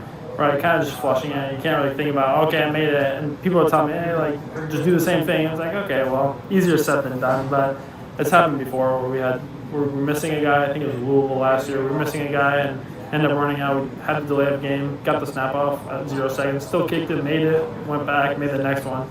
So, I mean, I've been in the situation before. It's kind of just flushing it. It's kind of like every kick is his own kick. Kind of, even if it's right after another, back to back, it's still carry that mentality through. How do you create that type of mental prowess, that mental strength? You're just born with it. I think it's something you're just born with. I mean, I always have extreme confidence when I'm out there. You can't be doubting yourself when you're out there. It's, like I said to all the younger specialists, kicking is 80% mental. I mean, I do the same thing over and over every single day at practice. At this point, it's muscle memory. It's whether I go out into the game and I can just kind of flick the switch like, hey, it's just like practice, not thinking about it too much, not thinking about the crowd or the noise or yard line or whatever it may be. It's kind of just, I've been doing it for 5 years now. It's the same thing. Did the team celebrate you afterwards? Did you have any type of celebration? Yeah, a couple of the guys come off on the defensive side. A couple of them said congrats, and people in the stands are yelling at me, and guys in the offense did. It's pretty cool. And then Bader was obviously the next day in the team meeting. And what did he say? Just congratulated me for it, and ended up being special teams MVP. So pretty cool. MVP for that game, yeah. And for you, I mean, you can't control the opponent that you're playing or where you're playing. So, did you have in your head if I set this record, I'd love to do it in this game or something like that, or does that not matter with you who the opponent is? It doesn't really matter. Like I said, just go out and do whatever I can to help the team win. But it's cool that I ended up breaking it at home. Kind of had the fans right there, kind of congratulating me. So it was definitely cool. A kicker's job, special teams in general, is in a place where if you do what you're supposed to do, sometimes people say nothing. And then if you miss 3 field goals, then everybody wants that. Like Greg Zerline in week 1 with Dallas, he missed a touchdown essentially, 2 field goals and an extra point. What's it like to have a role where if you do everything you're supposed to do, nobody says anything, but if you don't, then people talk about it? It's a tough job. Everyone gives us some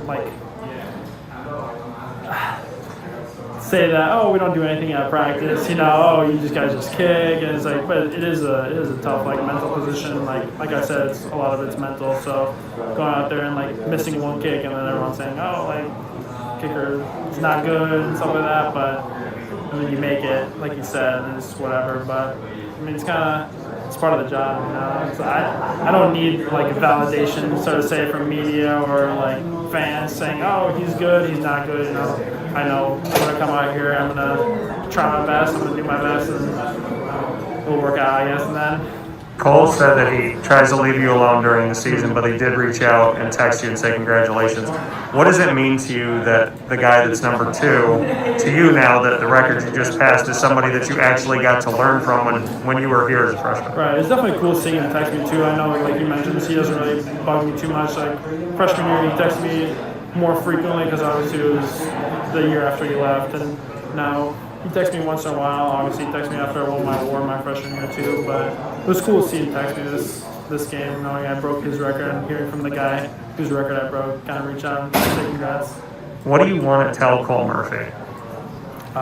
Thank you for being a good role model for me my freshman year. I mean, he and Sterling and Nolan all molded me into the guy I am today. So. And how did they do that? How did they mold you? Taught me the mental aspects of the game. You know, they took me under their wing. You know, gave me confidence I needed to say, hey, you know, I can be the kicker here. And it's like it's tough when you come in as a freshman. Everything's already you just kind of thrown into the fire, so to say. And it's cool that they were able to kind of mentor me and explain to me and show me the ropes, essentially, of how it's done here. You said you're born with the confidence for the mental ability, but you just said obviously you could learn it as well. How much were you born with, and how much have you learned? I think I was born with a lot. I mean, I've always been a confident guy. Like growing up playing soccer, I'd always think I'm the best guy on the field. Going out for a field goal, I know, hey, I'm the best kicker in the country. That's what's going through my head. You know, I'm going to make this field goal. So that's always been there for me. But it's also like having to block out the fans. Something Cole's like, hey, you know, focus on the kid, it's the same as practice, and kind of hearing him say that and then translating it into like tough situation at practice where we have defensive guys yelling at me and stuff, trying to get in my head, or coach yelling in my ears. Like those practice situations kind of translated to the game, and that's exactly kind of what Cole prepped me with mentally. So you got Cole Murphy, you have Nate Trout, Ross Troutman, Alindo Mari, Gary Anderson, and the names go on here. The Lou Groza Award has never been won by anybody at Syracuse until you did it. What does it mean to you to see that long list of incredible kickers and you to be the nation's top kicker? It's unbelievable, honestly. It's truly a blessing. I mean, we've had, like you said, great kickers come through here, and it's good to be, it's kind of surreal to be recognized as like one of the best that come through here. So it truly means a lot to me. That coming once again from Andre Szmyt, coming off of his record-setting day at Syracuse with 60 made field goals. He now has the most career makes, one above Cole Murphy, who had 59. Cole Murphy came on the show at the beginning of the week, and then Andre Szmyt here bookending it at the end of the week, which I think is just really cool and really exciting to do, and very happy and thankful, because without Cole Murphy and Andre Szmyt saying yes, I wouldn't be able to bring this to you. So a lot of fun and just really cool to get to see the guy who had the record and the guy who broke the record and have them be connected is really awesome. Now I very happily conclude this week of Wake Up Call with just some awesome time spent, and my first time spent with Cody Roscoe, defensive end of Syracuse. Enjoy.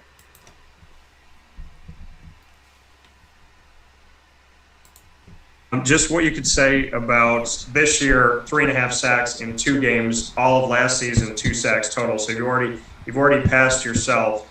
Just what it means to you to get started as quickly as you have and be as effective as you've been this season. I wouldn't more so put it on me. I would put on more so the preparation of the defense. I just feel like defensively we are just way more prepared and ready to play than we have ever been since I've been here. It's like that we're all on one accord. We know where we want to be. We're all just out there moving fast, causing havoc. And coaches putting us in a lot of situations just to make plays, to put us in our best way to make plays. A lot of times where he's just putting us in situations where it's like one-on-one, go do what you do. We brought you here to do this, go do what you do. And I feel like it's shown with a lot of players.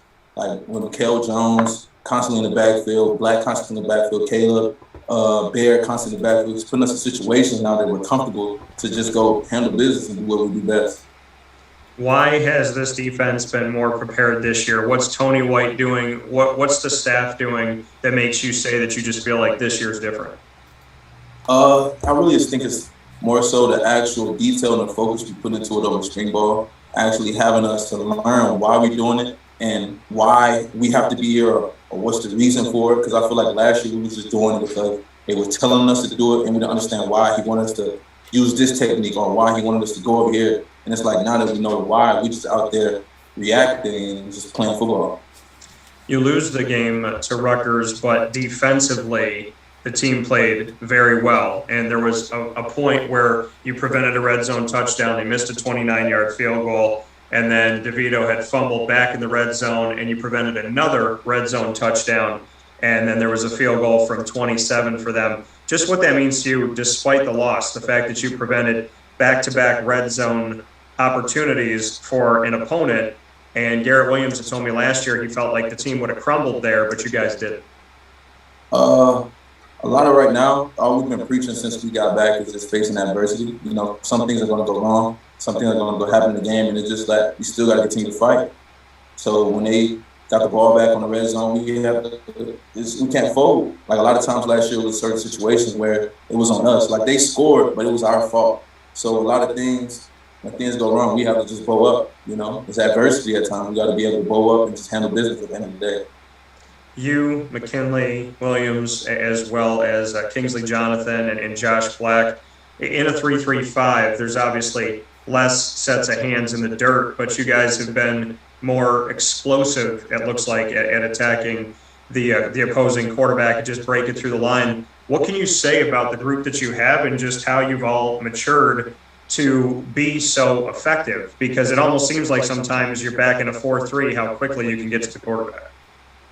I honestly feel like we don't have one of the biggest groups, like size-wise, like in weight or size, there's more D-lines in the country, but I feel like we know our strengths. We know we're fast, quick-twitch guys up front. So we know if we attack them before they get off the ball that we're going to cause disruption. We're going to cause mayhem in the backfield. So that's all we've been focusing on, is just being as fast and as physical as possible. If we're out our stance and into them before they move, then we're always going to be there to help or even make plays every time. Two final points from me. The quarterback situation, having two guys out there, what does it do for you in practice, and how does Schrader as well as DeVito challenge you personally? I mean, both of them are two great quarterbacks. You know, they both put us in situations constantly in the game and help us win. And I know that at the end of the day, regardless of what offense have, they're going to put us in the best situation to win. And as a defensive standpoint, they push us and push us to get better each and every day. And so I know the offense is going to handle their business, and whatever they do over there, I know it's going to be the best interest of the team. And I got to ask you, this is off from football, but you're wearing the hat. The Sox are doing pretty well this year. What are you most looking forward to, and do you try to catch as many games as you can? I mean, I haven't caught a game since I've been back home. I used to call the Astros game. So, like, I haven't been as much into baseball as I used to. So when I used to play baseball, I used to like watching it all the time. But as I'm more so started focusing on football, I kind of not lost my love for it, but I got to be more honed in into more football and learning things about that. Well, thank you for your time, and good luck to your Sox. Thank you.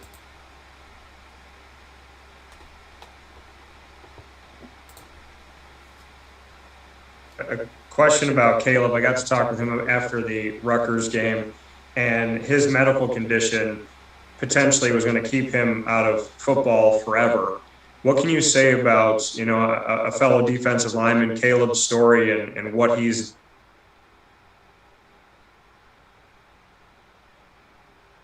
on the field? Well, Caleb was actually my roommate, so it's like me and him have these conversations like kind of all the time. And his story is just, of his just pure willpower, it's crazy to me.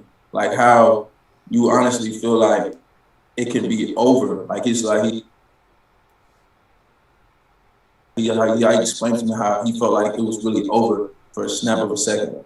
Like it happened so quick to where it felt like he lost love. Like it's really his first love.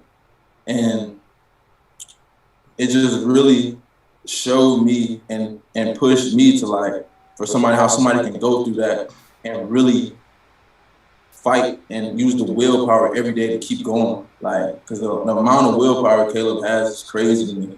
Because regardless of how he feels, how much he's banged up, he always comes with the energy every day. He always comes with intensity every day. and it pushes me because and his story is just crazy because he really is a living testament that no matter what you're going through, you still can get to where you want to be. No matter what's thrown at you, you still can fight it off and get to where you want to be. And he's done it, and he's been playing lights out, man. Phenomenal season, I believe, too. You know, and he said at one point, he just kind of realized in the hospital, like, there's nothing I can do. There's nothing I can do on the outside. This is inside my body. My body has to heal itself. And he said he just leaned on faith and kind of realized, you know, I got to put it in God's hands. How much did he talk to you about his faith in God and just saying, listen, there's literally no control I have. My body is either going to heal or it's not. Because I feel like Caleb, to me, from what I've been around him for the last year and a half, Caleb's a person that he really wants to be hands-on. When he sees something, he wants to be a part of it. And just knowing that he's watching his teammates work every day, work hard, be on the field, get ready for games and practice, and knowing that he cannot, like his body would not allow him to do that was really eating him up. And it was like he had to really humble himself. Like it was a situation that really humbled him and got him a better, like humbled him mentally, and it really grew him. It really grew as an individual because at that point he had to humble himself. You know, humble himself to know that I have to relax. I have to let my body heal itself. If I really love this game as much as I say I do, I can't force it. You know, and that's what he knew he couldn't force that situation. He couldn't force his body to do something he wanted to do if he really loved this game as much as he said he does. And he showed it. Like he let his body heal, you know, and he turned his body back around, got stronger as ever, got fast as ever, quick as ever. And you see him on Saturdays, you couldn't even tell that ever happened to him. You know, the world doesn't really say you missed this, you could have done this, you could have shifted here, you go through. Like Caleb's story. When you're sitting in the room with him and you're just kind of talking back and forth just about real life, do you ever get hit with the weight of that, you know, people talk about the game, but what you've gone through, what Caleb's gone through, what other guys and other women in sports have gone through is so much greater than what anybody is ever going to see or maybe even understand? I feel like we have those conversations, but at the end, it's like, I'm not saying like we don't necessarily care, but it's just like, I know where Caleb, when he's on that field, like he does it for, like also like me, like he does it for, it's so many people that he's on that field doing it for, that like outside noise doesn't even weigh on him that much. Like he's so honed in and locked into what he's doing, outside noise. Like if people knowing what he had to go through or why he made that mistake, or if they really knew what he had to go through, that they wouldn't be as much on him. Like he's so honed in and locked in person. Like when he's focused in on something, he's so locked in and ready to focus that all that outside noise doesn't even affect him. My final thing here, I kind of want to just run down, it's something that I call rapid fire, but I want to get your thoughts on, you know, just living with Caleb. So who is the messiest in the room? The messiest. I'm going to be honest.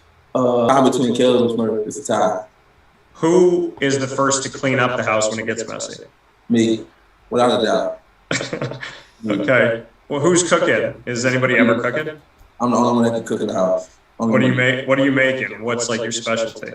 I really can make anything. I learned how to cook down south from my mom. So I can really, whatever you need cooked, I can make it. If I can't make it, I'll figure it out. So what's your favorite meal that mom makes that you would love to replicate? My mama's stuffed chicken with dirty rice. She make this little chicken and she stuff it with dirty rice. It's so good. So good. Who's the funniest in the apartment? I feel like it's a three-way tie because we are pretty hilarious and we always laughing in the house. Like it's crazy because we really never be in our rooms. We always outside. I mean, like not outside, but in the living room, just kicking it together. Movie-wise, if you guys had to pick one movie to all watch together, what movie would you all agree to watch? Probably Drumline. We watched the Django a bunch of times. Okay.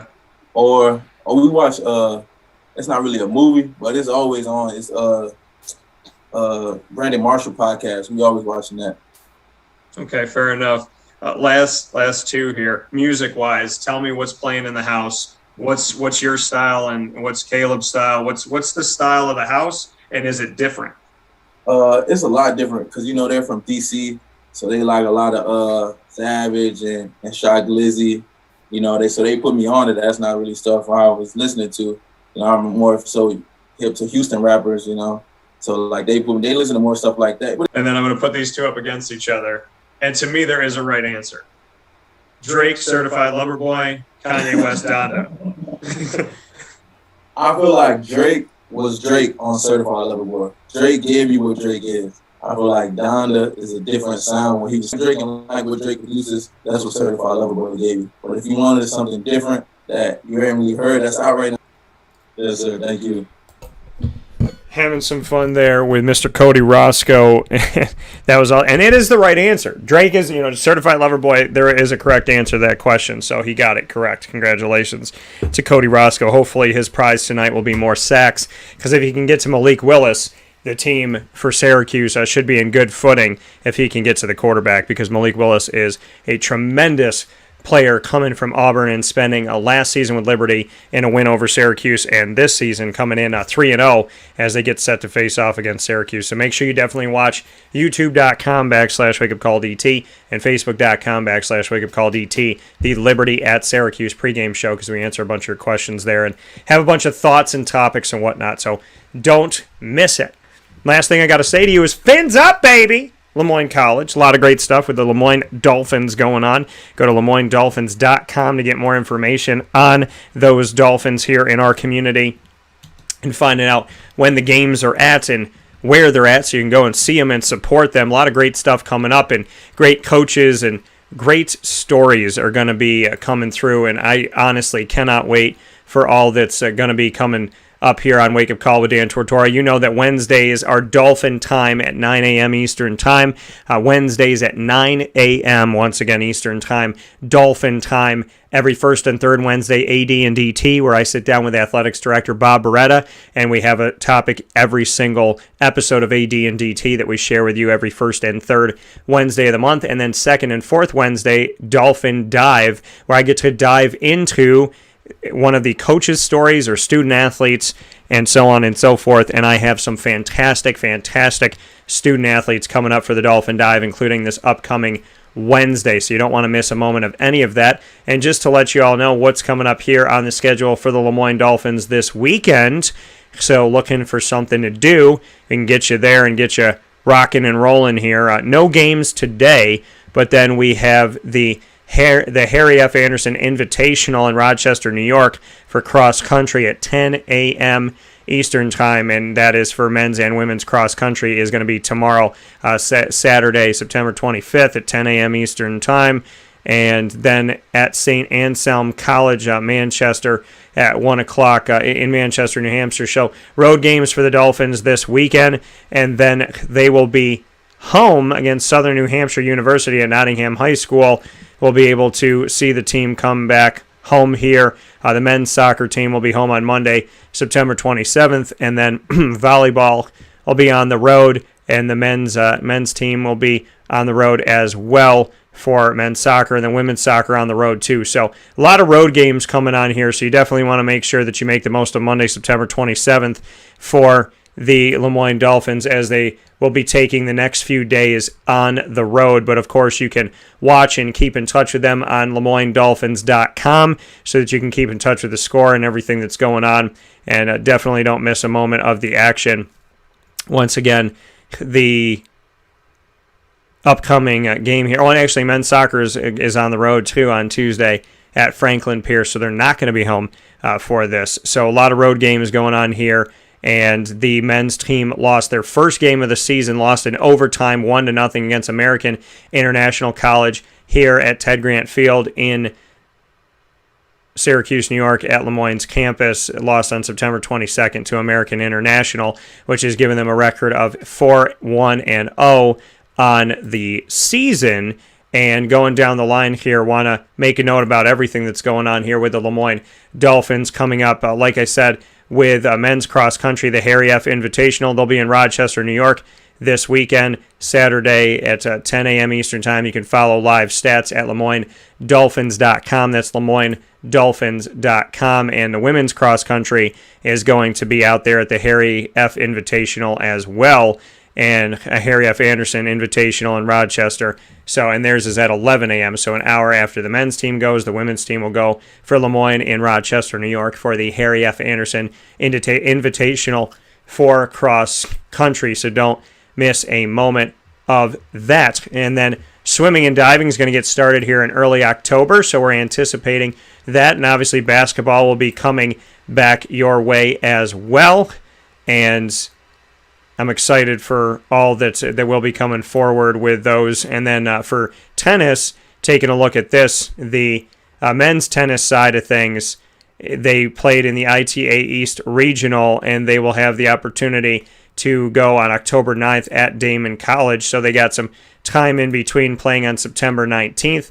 And for women's tennis, to take a look at their schedule, they faced off and won against DeUville College on September 11th, and they won, and that was at Nottingham High School, and then they won at St. Michael's College, and then they went to the ITA East Regional as well, and they lost at Franklin Pierce this past Wednesday. They will be at Assumption College on Saturday, September 25th, at Assumption at 3 p.m. Eastern Time in Worcester, which is spelled Worcester, that I've learned over time, Worcester, Massachusetts, so you'll see them out there. And the men's golf team, to make a note here, they finished 6th of 11 at Southern New Hampshire and 3rd of 11 the next day. So Monday, Tuesday at Dairyfield Country Club, 6th of 11 on Monday, September 20th, and 3rd of 11 on September 21st at Tuesday. They have the Northeast Conference Championships going to be coming up on October 4th. So excited to see that. They have the College of St. Rose coming up post-university. They'll have the Lemoyne Fall Invitational coming up as well, and the McDonough Cup for men's golf. So I'm looking forward to that. And the women's golf team, to give you a note on their schedule for Lemoyne, they were 4th of 4 at the College of St. Rose Fall Invitational and tied for 3rd of 4 at the Lemoyne College Fall Invitational and 4th of 4 the next day for September 19th and September 20th. And they will have the Northeast 10 Conference Championship coming up on October 9th and 10th. And that's going to be at Beaver Meadow Golf Club in Concord, New Hampshire. So some notes here on everything coming up, and very excited. Oh, do want to give you a note here on the volleyball team, and I told you about men's soccer. We'll go to women's soccer right after this. Volleyball is 2-6 on the season, and they stopped a 6-game losing streak with a 3-0 win at Roberts Wesleyan College in Rochester, New York on September 15th. And they will be home against Adelphi, and that game is going to be September 25th, this Saturday at 1 p.m. Eastern Time. So make sure that you come and see them at home at Ted Grant Court for that. And for women's soccer, they have a record of 1-3-1, and they'll be home against St. Anselm College this Saturday, September 25th at 1 p.m. That's this Saturday, September 25th. At 1 o'clock, so you can see the women's soccer team. So once again, for Lemoyne College, fins up, and love what we're doing and with our multimedia marketing partnership every Wednesday at 9 a.m. Eastern Time. Set the dial here on Wake Up Call with Dan Tortora for Dolphin Time on youtube.com/wakeupcalldt, facebook.com/wakeupcalldt, facebook.com/live-now-dt, wakeupcalldt.com's homepage, and on mixlr.com/wakeupcall DT, where you're also watching and listening every Monday through Friday from 9 a.m. to 11 a.m. Eastern Time. Of course, you can find our archives by searching Wake Up Call with Dan Tortora, or one word, Wake Up Call DT, on Stitcher, TuneIn, Spotify, MixLR, YouTube, iTunes, and Apple Podcasts, Podbean, and iHeartRadio. And a special thanks to all of our proud partners in the community. And I have nothing but love and just very joyful to have this family of Cafe Kubal, Carvel, DeWitt, the Wildcat Sports Pub, Progressive Dental, Ma and Pa's Kettle Corn. If you go to maandpazpopcorn.com, anywhere in the continental United States, do it. Go to maandpazpopcorn.com, use the promo code DT20 It's DT20 for 20% off at checkout. Who doesn't need some good kettle corn sitting by them when you're watching the games on Saturdays and Sundays and all throughout the week? Avicoli's, Lemoyne Dolphins, Chick-fil-A Cicero and Chick-fil-A Clay, Honda City of Liverpool, Pizza Man, Canine Camp Dog Daycare, the Millhouse Market, Canine Kampground Dog Boarding, PB&J's Lunchbox, Victory Sports Medicine and Orthopedics, and Mother's Cupboard. Find us on Facebook at Wake Up Call DT, Twitter at Call DT, and Instagram at WakeUpCall_DT. A lot of great stuff coming up on Wake Up Call, including 2 major announcements. And they're going to be on Facebook at Wake Up Call DT, Twitter at Call DT, and Instagram at Wake Up Call DT first. So do not miss them. They're coming up very, very soon. Within the next couple days, something's going to be coming out. What is it going to be? You're going to have to stay tuned. I'll see you at the Dome tonight. Be safe, be well, folks. Pack the Dome, please. This is a marquee game. Liberty at Syracuse, Friday Night Lights. Listen, whether it made sense in the past or not, this is a game you circle on the Syracuse schedule. This is a big-time game. I love it. I'm excited about it. I can't wait to see it. I hope Syracuse makes it an adventurous game because Liberty is definitely going to come in here striking like they did last year. Come out to the game tonight. Pack the house.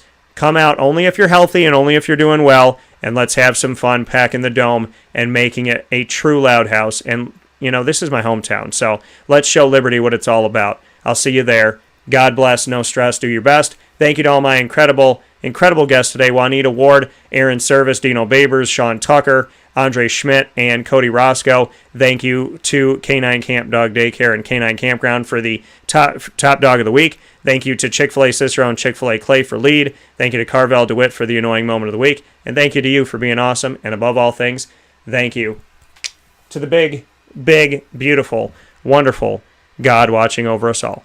I'll talk with you all soon. God bless. No stress. Do your best.